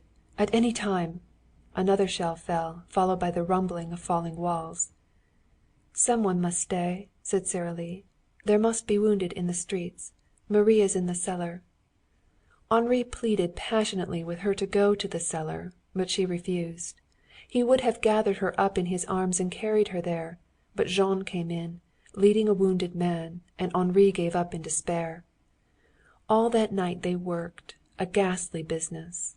More than one man died that night in the little house, while a blond young man in a German uniform gave him his last mouthful of water, or took down those pitifully vague addresses which were all the dying Belgians had to give. "I have not heard. Last at Aarschot, but now, God knows where." No more shells fell. At dawn, with all done that could be done, Sara Lee fainted quietly in the hallway, and Henri carried her in and placed her on her bed. A corner of the room was indeed gone. The mantel was shattered, and the little stove. But on the floor lay Harvey's photograph, uninjured. Henri lifted it and looked at it. Then he placed it on the table, and very reverently he kissed the palm of Sara Lee's quiet hand. Daylight found the street pitiful indeed. Henri, at whose costume René had been casting wondering glances all night, sent a request for men from the trenches to clear away the bodies of the horses and bury them, and somewhat later over a single grave in the fields there was a simple ceremony of burial for the men who had fallen. Henri had changed again by that time, but he sternly forbade Sara Lee to attend. "On pain," he said, "of no more supplies, mademoiselle. These things must be. They are war. But you can do nothing to help, and it will be very sad." Ambulances took away the wounded at dawn, and the little house became quiet once more. With planks René repaired the damage to the corner, and triumphantly produced and set up another stove.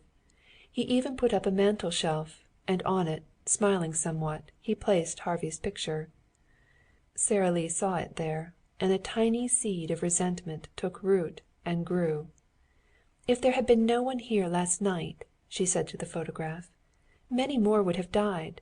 How can you say I am cruel to you? Isn't this worth the doing?" But Harvey remained impassive, detached, his eyes on the photographer's white muslin screen, and the angle of his jaw was set and dogged. That morning there was a conference in the little house. Colonel Lilias, who had come in before for a mute but appreciative call on Sara Lee, and for a cup of chocolate. Captain Tournay, Jean and Henri. It was held round the little table in the salle à manger, after Marie had brought coffee and gone out. "They had information, undoubtedly," said the colonel. "The same thing happened at Pervyse, when an ammunition train went through. They had the place, and what is more they had the time. Of course there are the airmen."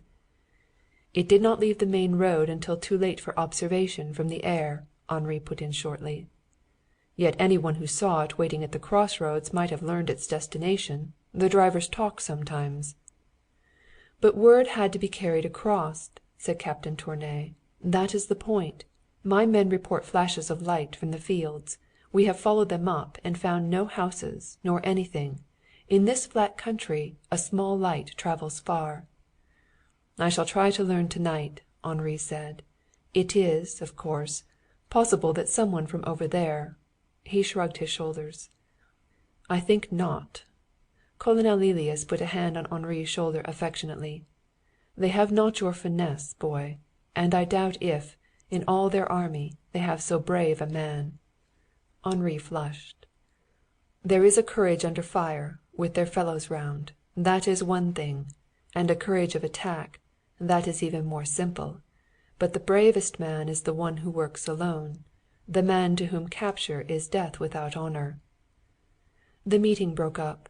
Jean and Henri went away in the car, and though supplies came up regularly, Sara Lee did not see the battered car for 4 days. At the end of that time Henri came alone.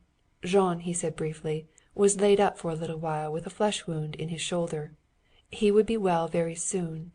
In the meantime here at last was mutton. It had come from England, and he, Henri, had found it lying forgotten and lonely and very sad, and had brought it along. After that Henri disappeared on foot. It was mid-afternoon and a sunny day. Sara Lee saw him walking briskly across the fields, and watched him out of sight. She spoke some French now, and she had gathered from René, who had no scruples about listening at a door, that Henri was the bravest man in the Belgian army.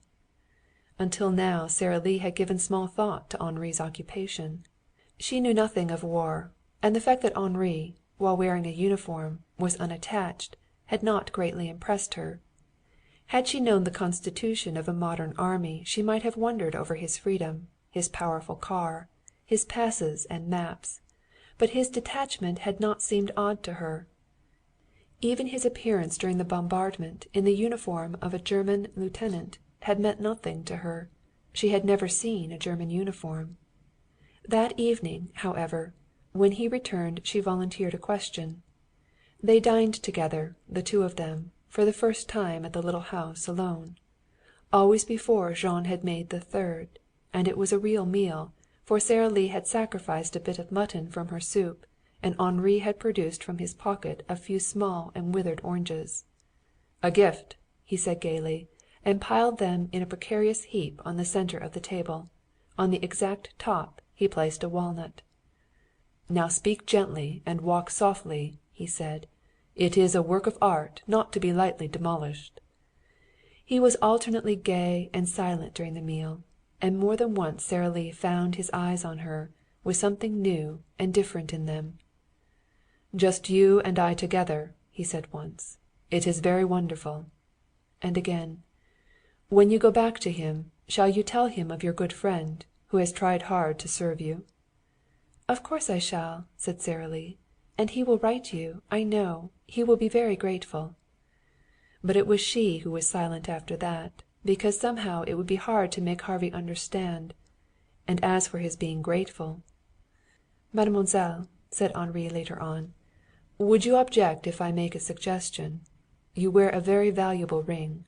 I think it is entirely safe, but who can tell? And also it is not entirely kind to remind men who are far from all they love that you—" Sara Lee flushed and took off her ring. "I am glad you told me," she said. And Henri did not explain that the Belgian soldiers would not recognize the ring as either a diamond or a symbol, but that to him it was close to torture. It was when he insisted on carrying out the dishes, singing a little French song as he did so, that Sara Lee decided to speak what was in her mind. He was in high spirits then. "Mademoiselle," he said, Shall I show you something that the eye of no man has seen before, and that, when we have seen it, shall never be seen again?" On her interested consent he called in Marie and René, making a great ceremony of the matter, and sending Marie into hysterical giggling. "Now see," he said earnestly. "No eye before has ever seen or will see again. Will you guess, mademoiselle? Or you, Marie?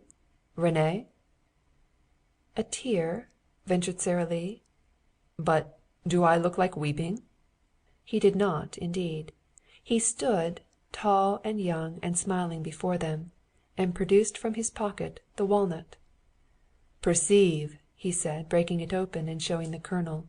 "Has human eye ever before seen it?"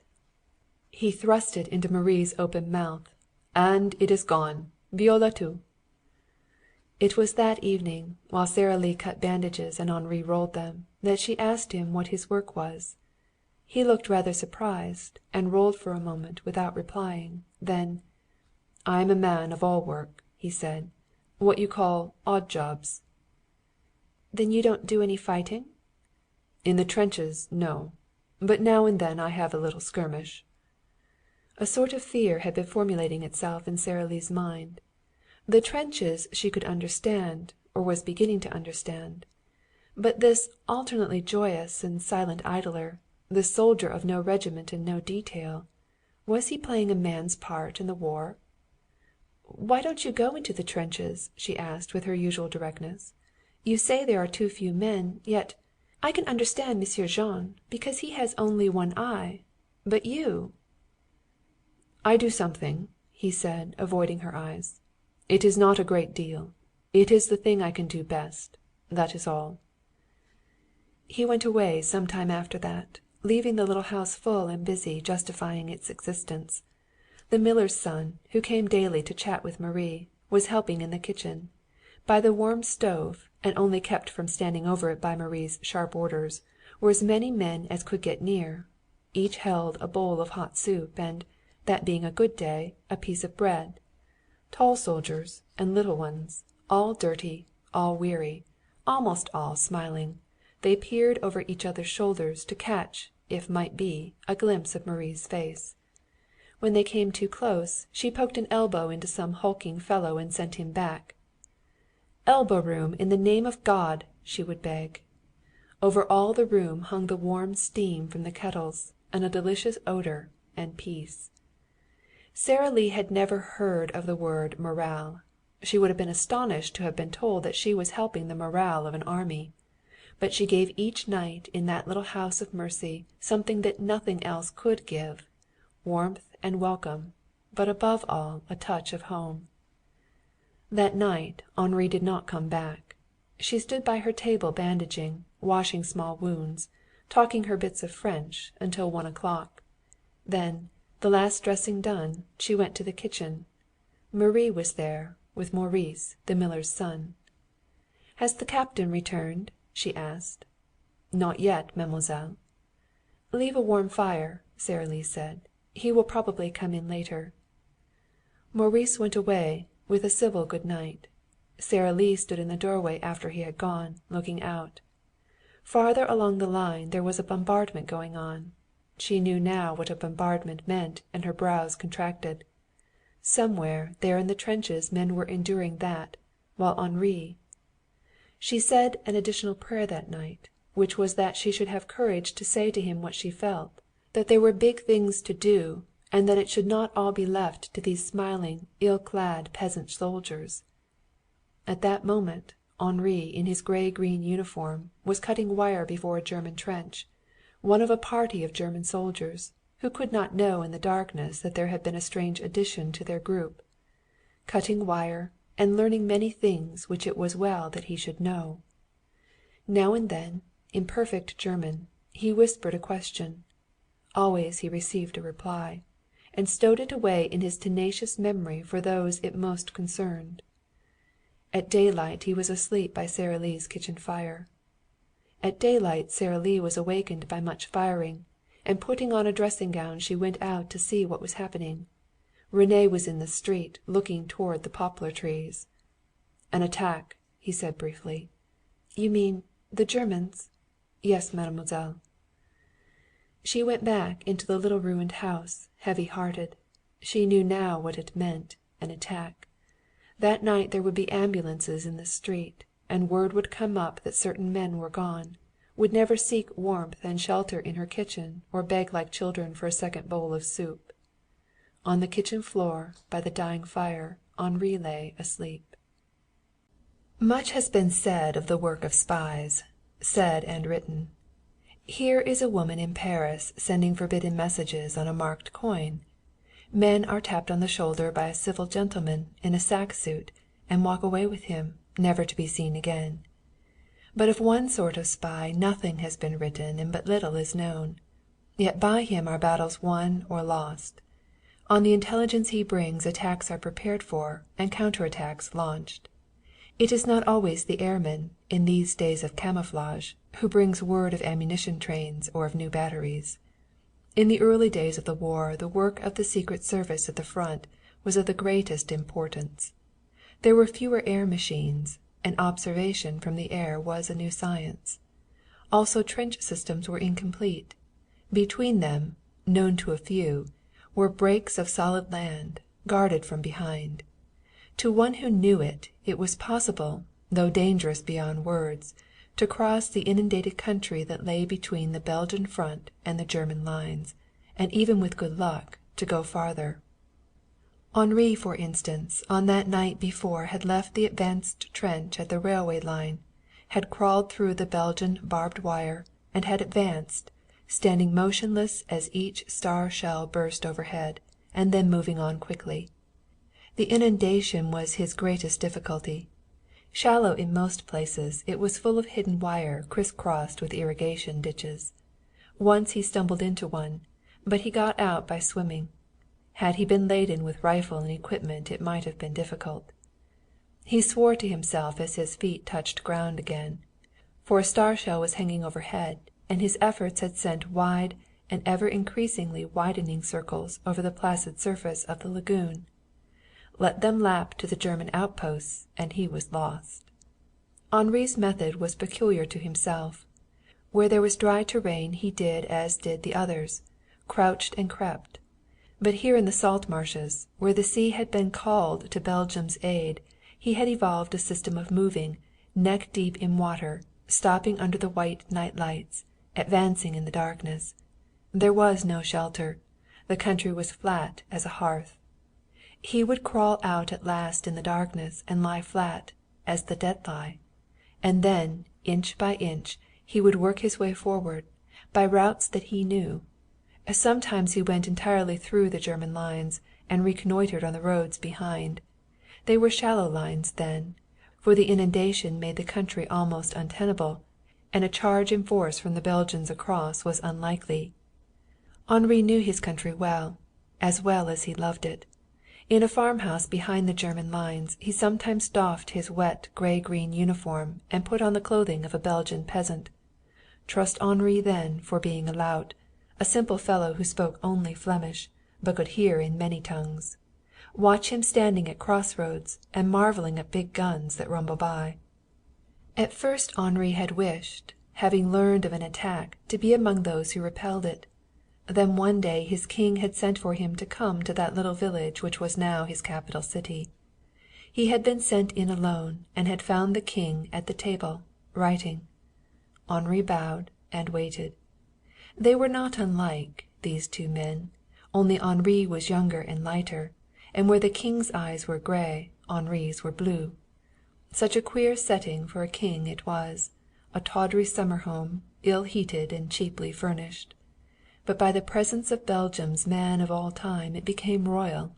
So Henri bowed and waited, and soon the king got up and shook hands with him.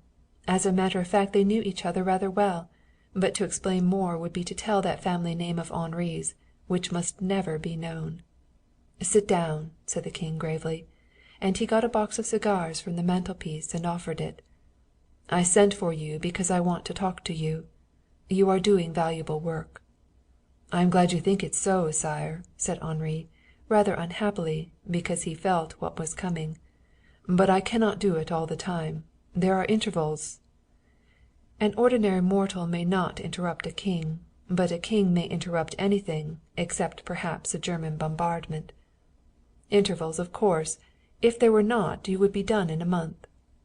But I am a soldier. My place is your place is where you are most useful." Henri was getting nothing out of the cigar. He flung it away and got up.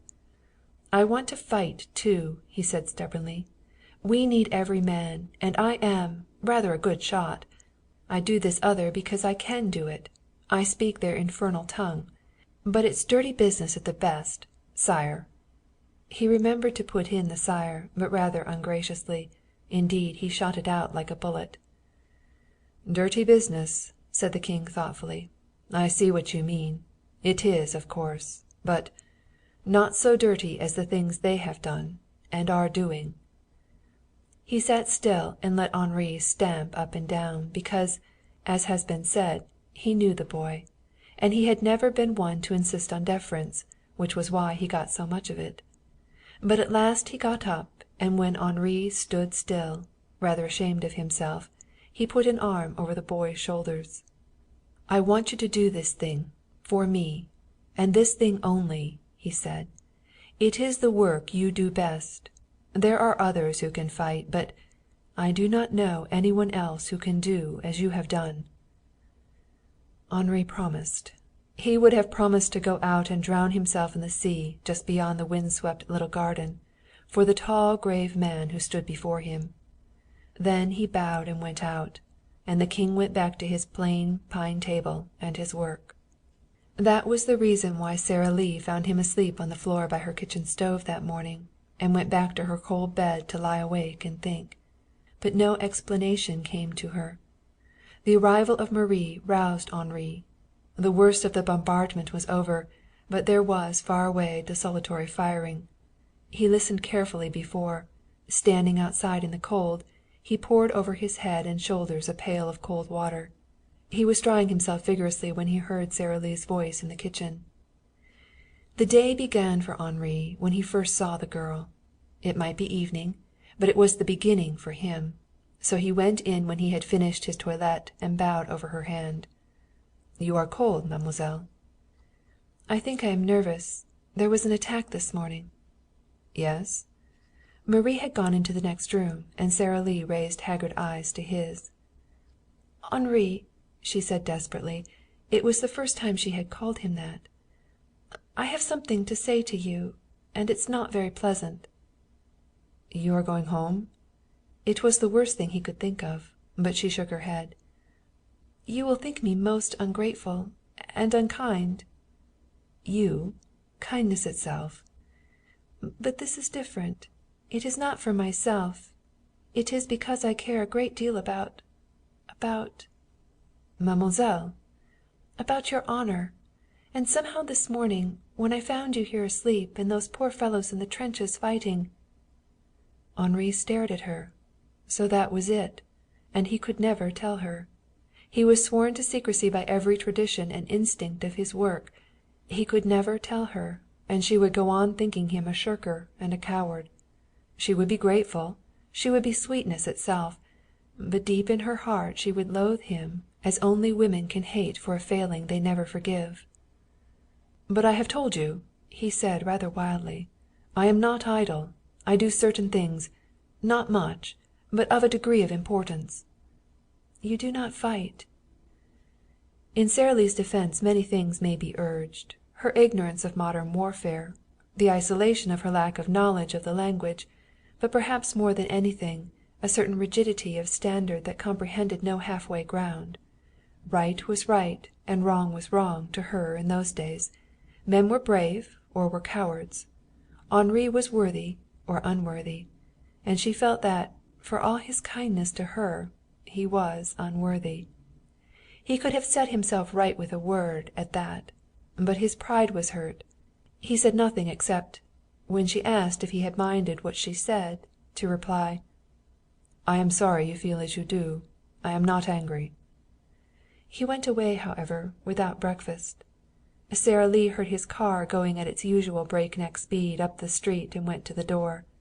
She would have called him back if she could, for his eyes haunted her. But he did not look back. For 4 days the grey car did not come again. Supplies appeared in another grey car, driven by a surly Fleming. The waking hours were full, as usual. Sara Lee grew a little thin, and seemed to be always listening. But there was no Henri, and something that was vivid and joyous seemed to have gone out of the little house. Even Marie no longer sang as she swept or washed the kettles, and Sara Lee, making up the records to send home, put little spirit into the letter that went with them. On the second day she wrote to Harvey. "I am sorry that you feel as you do," she wrote, perhaps unconsciously using Henri's last words to her. "I have not meant to be cruel, and if you were here you would realize that whether others could have done what I am doing or not, and of course many could, it is worth doing. I hear that other women are establishing houses like this, but the British and the French will not allow women so near the lines. The men come in at night from the trenches so tired, so hungry, and so cold. Some of them are wounded too. I dress the little wounds. I do give them something, Harvey dear, if it is only a reminder that there are homes in the world, and everything is not mud, and waiting, and killing." She told him that his picture was on her mantel, but she did not say that a corner of her room had been blown away, or that the mantel was but a plank from a destroyed house. And she sent a great deal of love, but did not say that she no longer wore his ring on her finger. And of course she was coming back to him if he still wanted her. More than Henri's absence was troubling Sara Lee those days. Indeed, she herself laid all her anxiety to one thing, a serious one at that. With all the marvels of Henri's buying, and Jean's, her money was not holding out. The scope of the little house had grown with its fame. Now and then there were unexpected calls, too. Marie's mother, starving in Havre. Sickness and death in the little town at the crossroads. A dozen small emergencies, but adding to the demands on her slender income. She had, as a matter of fact, already begun to draw on her private capital. And during the days when no grey car appeared she faced the situation, took stock, as it were, and grew heavy-eyed and wistful. On the 5th day the grey car came again, but Jean drove it alone. He disclaimed any need for sympathy over his wound, and with René's aid carried in the supplies. There was the business of checking them off, and the further business of Sara Lee's paying for them in gold. She sat at the table, Jean across, and struggled with centimes and francs and louis d'or, an engrossed frown between her eyebrows. Jean, sitting across, thought her rather changed. She smiled very seldom, and her eyes were perhaps more steady. It was a young girl he and Henri had brought out to the little house. It was a very serious and rather anxious young woman who sat across from him, and piled up the money he had brought back into little stacks. "Jean," she said finally, "I am not going to be able to do it." "To do what?" "To continue here." "No?" "You see, I had a little money of my own, and 20 pounds I got in London. You and Henri have done miracles for me. But soon I shall have used all my own money, except enough to take me back. And now I shall have to start on my English notes. After that—" "You are too good to the men. These cigarettes, now, you could do without them." "But they are very cheap, and they mean so much, Jean." She sat still, her hands before her on the table. From the kitchen came the bubbling of the eternal soup. Suddenly a tear rolled slowly down her cheek. She had a hatred of crying in public, but Jean apparently did not notice. "The trouble, mademoiselle, is that you are trying to feed and comfort too many." "Jean," she said suddenly, "where is Henri?" "In England, I think." The only clear thought in Sara Lee's mind was that Henri was not in France, and that he had gone away without telling her. She had hurt him horribly. She knew that. He might never come back to the little house of mercy. There was, in Henri, for all his joyousness, an implacable strain. And she had attacked his honor. What possible right had she to do that? The memory of all his thoughtful kindness came back, and it was a pale and distracted Sara Lee who looked across the table at Jean. "Did he tell you anything?" "Nothing, mademoiselle." "He was very angry with me, Jean." "But surely no, mademoiselle. With you? It is impossible." But though they said nothing more, Jean considered the matter deeply. He understood now, for instance, a certain strangeness in Henri's manner before his departure. They had quarrelled, these two. Perhaps it was as well, though Jean was by now a convert to Sara Lee. But he looked out, those days, on but half a world, did Jean. So he saw only the woman hunger in Henri, and nothing deeper, and in Sara Lee a woman, and nothing more. And, being Jean, he shrugged his shoulders. They fell to discussing ways and means. The chocolate could be cut out, but not the cigarettes. Sara Lee argued vehemently for them, and trying to forget other things, remembered suddenly how Uncle James had hated cigarettes, and that Harvey himself disapproved of them. Somehow Harvey seemed, those days, to present a constant figure of disapproval. He gave her no moral support. At Jean's suggestion she added to her report of so many men fed with soup, so much tobacco, sort not specified, so many small wounds dressed, a request that if possible her allowance be increased. She did it nervously, but when the letter had gone she felt a great relief. She enclosed a snapshot of the little house. Jean, as it happens, had lied about Henri.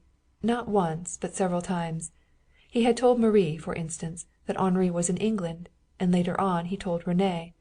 Then, having done his errand, he drove 6 miles back along the main road to Dunkirk and picked up Henri, who was sitting on the bank of a canal watching an ammunition train go by. Jean backed into a lane and turned the car round. After that Henri got in and they went rapidly back toward the front. It was a different Henri, however, who left the car a mile from the crossroads. A Henri in the uniform of a French private soldier, one of those odd and impracticable uniforms of France during the first year, baggy dark blue trousers, stiff cap, and the long-tailed coat, its skirts turned back and faced. Round his neck he wore a knitted scarf, which covered his chin, and, true to the instinct of the French peasant in a winter campaign, he wore innumerable undergarments, the red of a jersey showing through rents in his coat. Gone were Henri's long clean lines, his small waist and broad shoulders, the swing of his walk. Instead, he walked with the bent-kneed swing of the French infantryman, that tireless but awkward marching step which renders the French army so mobile. He carried all the impedimenta of a man going into the trenches, an extra jar of water, a flat loaf of bread strapped to his haversack, an entrenching tool jingling at his belt. Even Jean smiled as he watched him moving along toward the crowded crossroads, smiled and then sighed. For Jean had lost everything in the war. His wife had died of a German bullet long months before, and with her had gone a child much prayed for and soon to come. But Henri had brought back to Jean something to live for, or to die for, as might happen. Henri walked along gaily. He hailed other French soldiers. He joined a handful and stood talking to them, but he reached the crossroads before the ammunition train. The crossroads was crowded, as usual, many soldiers at rest, waiting for the word to fall in, a battery held up by the breaking of a wheel. A temporary forge had been set up, and soldiers in leather aprons were working over the fire. A handful of peasants watched, their dull eyes following every gesture, and one of them was the man Henri sought. Henri sat down on the ground and lighted a cigarette. The ammunition train rolled in and halted, and the man Henri watched turned his attention to the train. He had been dull and quiet at the forge, but now he became smiling, a good fellow. He found a man he knew among the drivers and offered him a cigarette. He also produced and presented an entire box of matches. Matches were very dear, and hardly to be bought at any price. Henri watched grimly and hummed a little song. Trou la la, ça ne va guère. Trou la la, ça ne va pas. Still humming under his breath, when the peasant left the crossroads he followed him. Not closely. The peasant cut across the fields. Henri followed the road and entered the field at a different angle. He knew his way quite well, for he had done the same thing each day for 4 days. Only twice he had been a Belgian peasant, and once he was an officer, and once he had been a priest. 4 days he had done this thing, but today was different. Today there would be something worth while, he fancied, and he made a mental note that Sara Lee must not be in the little house that night. When he had got to a canal where the pollard willows were already sending out their tiny red buds, Henri sat down again. The village lay before him, desolate and ruined, a travesty of homes. And on a slight rise, but so concealed from him by the willows that only the great wings showed, stood the windmill. It was the noon respite then, and beyond the line of poplars all was quiet. The enemy liked time for food, and the Belgians, crippled by the loss of that earlier train, were husbanding their ammunition. Far away a gap in the poplar trees showed a German observation balloon, a tiny dot against the sky. The man Henri watched went slowly, for he carried a bag of grain on his back. Henri no longer watched him. He watched the wind wheel. It had been broken, and one plane was now patched with what looked like red cloth. There was a good wind, but clearly the miller was idle that day. The great wings were not turning. Henri sat still and smoked. He thought of many things: of Sara Lee's eyes when in the center of the London traffic she had held the dying donkey, of her small and radiant figure at the Savoy, of the morning he had found her at Calais, in the Grand Maritime, quite unconscious that she had done a courageous thing. And he thought, too, of the ring and the photograph she carried, but mostly he remembered the things she had said to him on their last meeting. Perhaps there came to him his temptation, too. It would be so easy that night, if things went well, to make a brave showing before her, to let her see that these odd jobs he did had their value and their risks. But he put that from him. The little house of mercy must be empty that night, for her sake. He shivered as he remembered the room where she slept, the corner that was shot away and left open to the street. So he sat and watched, and at 1 o'clock the mill wheel began turning. It was easy to count the revolutions by the red wing. 9 times it turned and stopped. After 5 minutes or so it turned again, 30 times. Henri smiled an ugly smile. "A good guess," he said to himself, "but it must be more than a guess." His work for the afternoon was done. Still, with the bent-kneed swing he struck back to the road, and avoiding the crossroads he went across more fields to a lane where Jean waited with the car. Henri took a plunge into the canal when he had removed his French uniform, and producing a towel from under a bush rubbed himself dry. His lean boyish body gleamed, his arms and legs brown from much swimming under peaceful summer skies. On his chest he showed 2 scars, still pink. Shrapnel bites, he called them. But he had, it is to be feared, a certain young satisfaction in them. He was in high good humor. The water was icy, and Jean had refused to join him. "My passion for cleanliness," Henri said blithely, "is the result of my English school days. You would have been the better for an English education, Jean." "A canal in March," Jean grunted. "You will end badly." Henri looked longingly at the water. "Had I a dry towel," he said, "I would go in again." Jean looked at him with his one eye. "You would be prettier without those scars," he observed. But in his heart he prayed that there might be no others added to them, that nothing might mar or destroy that bright and youthful body. "Dépêchez-vous, vous s'empresse," he added, but Henri was minded to play. He girded himself with the towel and struck an attitude. "The Russian ballet, Jean," he said, and capering madly sent Jean into deep grumbles of laughter by his burlesque. "I must have exercise," Henri said at last when breathless and with flying hair he began to dress. "That, too, is my English schooling. If you, Jean—" "To the devil with your English schooling," Jean remonstrated. Henri sobered quickly after that. The exhilaration of his cold plunge was over. "The American lady?" he asked. "She is all right?" "She is worried. There is not enough money." Henri frowned. "And I have nothing." This opened up an old wound with Jean. "If you would be practical and take pay for what you are doing," he began. Henri cut him short. "Pay?" he said. "What is there to pay me with? And what is the use of reopening the matter? A man may be a spy for love of his country. God knows there is enough lying and deceit in the business. But to be a spy for money, never!" There was a little silence. Then, "Now for mademoiselle," said Henri. "She must be out of the village to night. And that, dear friend, must be your affair. She does not like me." All the life had gone out of his voice. "But why should I go?" Sara Lee asked.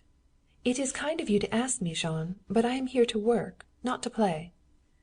Long ago Sara Lee had abandoned her idea of Jean as a paid chauffeur. She even surmised, from something Marie had said, that he had been a person of importance in the Belgium of before the war. So she was grateful, but inclined to be obstinate. "You have been so much alone, mademoiselle." "Alone?" "Cut off from your own kind. And now and then one finds, at the hotel in Dunkirk, some English nurses who are having a holiday. You would like to talk to them, perhaps." "Jean," she said unexpectedly, "why don't you tell me the truth? You want me to leave the village tonight. Why?" "Because, mademoiselle, there will be a bombardment." "The village itself?" "We expect it," he answered dryly. Sara Lee went a little pale. "But then I shall be needed, as I was before." "No troops will pass through the town tonight. They will take a road beyond the fields." "How do you know these things?" she asked wonderingly. "About the troops I can understand. But the bombardment?" "There are ways of finding out, mademoiselle," he replied in his non-committal tone. "Now, will you go?" "May I tell Marie and Rene?" "No." "Then I shall not go. How can you think that I would consider my own safety and leave them here?" Jean had ascertained before speaking that Marie was not in the house. As for Rene, he sat on the single doorstep and whittled pegs on which to hang his rifle inside the door. And as he carved he sang words of his own to the tune of Tipperary. Inside the little salle à manger, Jean reassured Sara Lee. It was important, vital, that Rene and Marie should not know far in advance of the bombardment. They were loyal, certainly, but these were his orders. In abundance of time they would be warned to leave the village. "Who is to warn them?" "Henri has promised, mademoiselle. And what he promises is done." "You said this morning that he was in England." "He has returned." Sara Lee's heart, which had been going along merrily as a matter of duty all day, suddenly began to beat faster. Her color came up and then faded again. He had returned and he had not come to the little house. But then, what could Henri mean to her, his coming or his going? Was she to add to her other sins against Harvey the supreme one of being interested in Henri? Not that she said all that, even to herself. There was a wave of gladness and then a surge of remorse. That is all. But it was a very sober Sara Lee who put on her black suit with the white collar that afternoon and ordered, by Jean's suggestion, the evening's preparations as though nothing was to happen. She looked round her little room before she left it. It might not be there when she returned. So she placed Harvey's photograph under her mattress for safety, and rather uncomfortably she laid beside it the small ivory crucifix that Henri had found in a ruined house and brought to her. Harvey was not a Catholic. He did not believe in visualizing his religion, and she had a distinct impression that he considered such things as did so as bordering on idolatry. Some time after dusk that evening the ammunition train moved out. At a point a mile or so from the village a dispatch rider on a motorcycle stopped the rumbling lorry at the head of the procession and delivered a message, which the guide read by the light of a sheltered match. The train moved on, but it did not turn down to the village. It went beyond to a place of safety, and there remained for the night. Before that time Henri, lying close in a field, had seen a skulking figure run from the road to the mill, and soon after had seen the mill wheel turn once, describing a great arc, and on one of the wings, showing only towards the poplar trees, was a lighted lantern. 5 minutes later, exactly time enough for the train to have reached the village street, German shells began to fall in it. Henri, lying flat on the ground, swore silently and deeply. In every land during this war there have been those who would sell their country for a price, sometimes money, sometimes protection. And of all betrayals that of the man who sells his own country is the most dastardly. Henri, lying face down, bit the grass beneath him in sheer rage. One thing he had not counted on, he who foresaw most things. The miller and his son, being what they were cowards as well. Doubtless the mill had been promised protection. It was too valuable to the Germans to be destroyed. But with the first shot both men left the house by the mill and scurried like rabbits for the open fields. Maurice, poor Marie's lover by now, almost trampled on Henri's prostrate body. And Henri was alone, and his work was to take them alive. They had information he must have. how the modus vivendi had been arranged, through what channels, and under suitable treatment they would tell. He could not follow them through the fields. He lay still, during a fiercer bombardment than the one before, raising his head now and then to see if the little house of mercy still stood. No shells came his way, but the sky line of the village altered quickly. The standing fragment of the church towers went early. There was much sound of falling masonry. From somewhere behind him a Belgian battery gave tongue, but not for long, and then came silence. Henri moved then. He crept nearer the mill and nearer, and at last he stood inside and took his bearings. A lamp burned in the kitchen, showing a dirty brick floor and a littered table. Such a house as men kept, untidy and unhomelike. A burnt kettle stood on the hearth, and leaning against the wall was the bag of grain Maurice had carried from the crossroads. "A mill which grinds without grain," Henri said to himself. There was a boxed-in staircase to the upper floor, and there, with the door slightly ajar, he stationed himself, pistol in hand. Now and then he glanced uneasily at the clock. Sara Lee must not be back before he had taken his prisoners to the little house and turned them over to those who waited there. There were footsteps outside, and Henri drew the door a little closer. But he was dismayed to find it Marie. She crept in, a white and broken thing, and looked about her. "Maurice!" she called. She sat down for a moment, and then, seeing the disorder about her, set to work to clear the table. It was then that Henri lowered his pistol and opened the door. "Don't shriek, Marie," he said. She turned and saw him, and clutched at the table. "Monsieur!" "Marie," he said quietly, "go up these stairs and remain quiet. Do not walk around, and do not come down, no matter what you hear." She obeyed him, stumbling somewhat, for she had seen his revolver, and it frightened her. But as she passed him she clutched at his sleeve. "He is good, Maurice," she said, gasping. "Of the father I know nothing. But Maurice—" "Go up and be silent," was all he said. Now, by all that goes to make a story, Sara Lee should have met Mabel at the Hotel des Arcades in Dunkirk, and should have been able to make that efficient young woman burn with jealousy. Mabel, who from the safety of her hospital in Boulogne considered Dunkirk the front. Indeed, Sara Lee, to whom the whole world was beginning to seem very small, had had some such faint hope. But Mabel was not there, and it was not until long after that they met at all, and then only when the lights had gone down and Sara Lee was again knitting by the fire. There were a few nurses there, in their white veils with the Red Cross over their forehead, and one or two Englishwomen in hats that sat a trifle too high on the tops of their heads, and with long lists before them which they checked as they ate.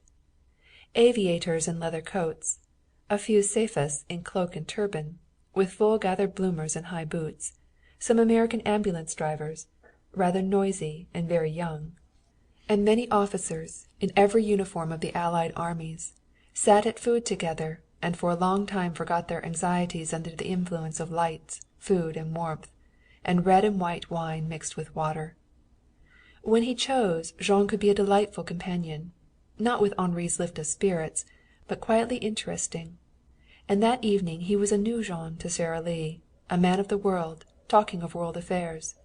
He found her apt and intelligent, and for Sara Lee much that had been clouded cleared up forever that night. Until then she had known only the humanities of the war, or its inhumanities. There, over that little table, she learned something of its politics and its inevitability. She had been working in the dark with her heart only. Now she began to grasp the real significance of it all, of Belgium's anxiety for many years, of Germany's cold and cruel preparation, and empty protests of friendship. She learned of the flight of the government from Brussels, the most important state papers being taken away in a hand-cart, on top of which, at the last moment, some flustered official had placed a tall silk hat. She learned of the failure of great fortifications before the invaders' heavy guns, and she had drawn for her such a picture of Albert of Belgium as she was never to forget. Perhaps Sara Lee's real growth began that night, over that simple dinner at the Hotel des Arcades. "I wish," she said at last, "that Uncle James could have heard all this. He was always so puzzled about it all, and you make it so clear." When dinner was over a bit of tension had relaxed in her somewhat. She had been too close, for too long, and when a group of Belgian officers, learning who she was, asked to be presented and gravely thanked her, she flushed with happiness. "We must see if mademoiselle shall not have a medal," said the only one who spoke in English. "A medal? For what?" "For courage," he said, bowing. "Belgium has little to give, but it can at least do honor to a brave lady." Jean was smiling when they passed on. What a story would this slip of a girl take home with her! "But I don't think I want a medal, Jean," she said. "I didn't come for that. And after all it is you and Henri who have done the thing, not I." Accustomed to women of a more sophisticated class, Jean had at first taken her naïveté for the height of subtlety. He was always expecting her to betray herself. But after that evening with her he was changed. Just such simplicity had been his wife's. Sometimes Sara Lee reminded him of her, the upraising of her eyes, or an unstudied gesture. He sighed. "You are very wonderful, you Americans," he said. It was the nearest to a compliment that he had ever come. And after that evening he was always very gentle with her. Once he had protected her because Henri had asked him to do so. Now he himself became in his silent way her protector. The ride home through the dark was very quiet. Sara Lee sat beside him watching the stars and growing increasingly anxious as they went on, not too rapidly, toward the little house. There were no lights. Air raids had grown common in Dunkirk, and there were no street lights in the little city. Once on the highway Jean lighted the lamps, but he left them very low, and 2 miles from the little house he put them out altogether. They traveled by starlight then, following as best they could the tall trees that marked the road. Now and then they went astray at that, and once they tilted into the ditch and had hard pulling to get out. At the top of the street Jean stopped and went on foot a little way down. He came back with the report that new shells had made the way impassable, and again Sara Lee shivered. If the little house was gone! But it was there, and lighted too. Through its broken shutters came the yellow glow of the oil lamp that now hung over the table in the salle à manger. Whatever Jean's anxieties had been fell from him as he pushed open the door. Henri's voice was the first thing they heard. He was too much occupied to notice their approach. So it was that Sara Lee saw, for the last time, the miller and his son Maurice. Saw them, but did not know them, for over their heads were bags of their own sacking, with eye-holes roughly cut in them. Their hands were bound, and 3 soldiers were waiting to take them away. "I have covered your heads," Henri was saying in French, "because it is not well that our brave Belgians should know that they have been betrayed by those of their own number." It was a cold and terrible Henri who spoke. "Take them away," he said to the waiting men. A few moments later he turned from the door and heard Sara Lee sobbing in her room. He tapped, and on receiving no reply he went in. The room was unharmed, and by the light of a candle he saw the girl, face down on the bed. He spoke to her, but she only lay crouched deeper, her shoulders shaking. "It is war, mademoiselle," he said, and went closer. Then suddenly all the hurt of the past days, all the bitterness of the last hour, were lost in an overwhelming burst of tenderness. He bent over and put his arms round her. "That I should have hurt you so," he said softly. "I, who would die for you, mademoiselle. I who worship you." He buried his face in the warm hollow of her neck and held her close. He was trembling. "I love you," he whispered. "I love you." She quieted under his touch. He was very strong, and there was refuge in his arms. For a moment she lay still, happier than she had been for weeks. It was Henri who was shaken now, and the girl who was still. But very soon came the thing that, after all, he expected. She drew herself away from him, and Henri, sensitive to every gesture, stood back. "Who are they?" was the first thing she said. It rather stabbed him. He had just told her that he loved her, and never before in his careless young life had he said that to any woman. "Spies," he said briefly. A flushed and tearful Sara Lee stood up then, and looked up at him gravely. "Then this is what you do?" "Yes, mademoiselle." Quite suddenly she went to him and held up her face. Please kiss me, Henri," she said very simply. "I have been cruel and stupid and—" But he had her in his arms then, and drew her close as though he would never let her go. He was one great burst of joy, poor Henri. But when she gently freed herself at last it was to deliver what seemed for a time his death wound. "You have paid me a great tribute," she said, still simply and gravely. "I wanted you to kiss me because of what you said. But that will have to be all, Henri dear." "All?" he said blankly. "You haven't forgotten, have you? I'm engaged to somebody else." Henri stood still, swaying a little. "And you love him? More than you care for me?" He is my kind," said Sara Lee rather pitifully. "I am not what you think me. You see me here, doing what you think is good work, and you are grateful. And you don't see any other women. So I—" "And you think I love you because I see no one else?" he demanded, still rather stunned. "Isn't that part of it?" He flung out his hands as though he despaired of making her understand. "This man at home," he said bitterly. "This man who loves you so well that he let you cross the sea and come here alone. Do you love him very dearly?" "I am promised to him." All at once Sara Lee saw the little parlor at home, and Harvey, gentle, rather stolid and dependable. Oh, very dependable.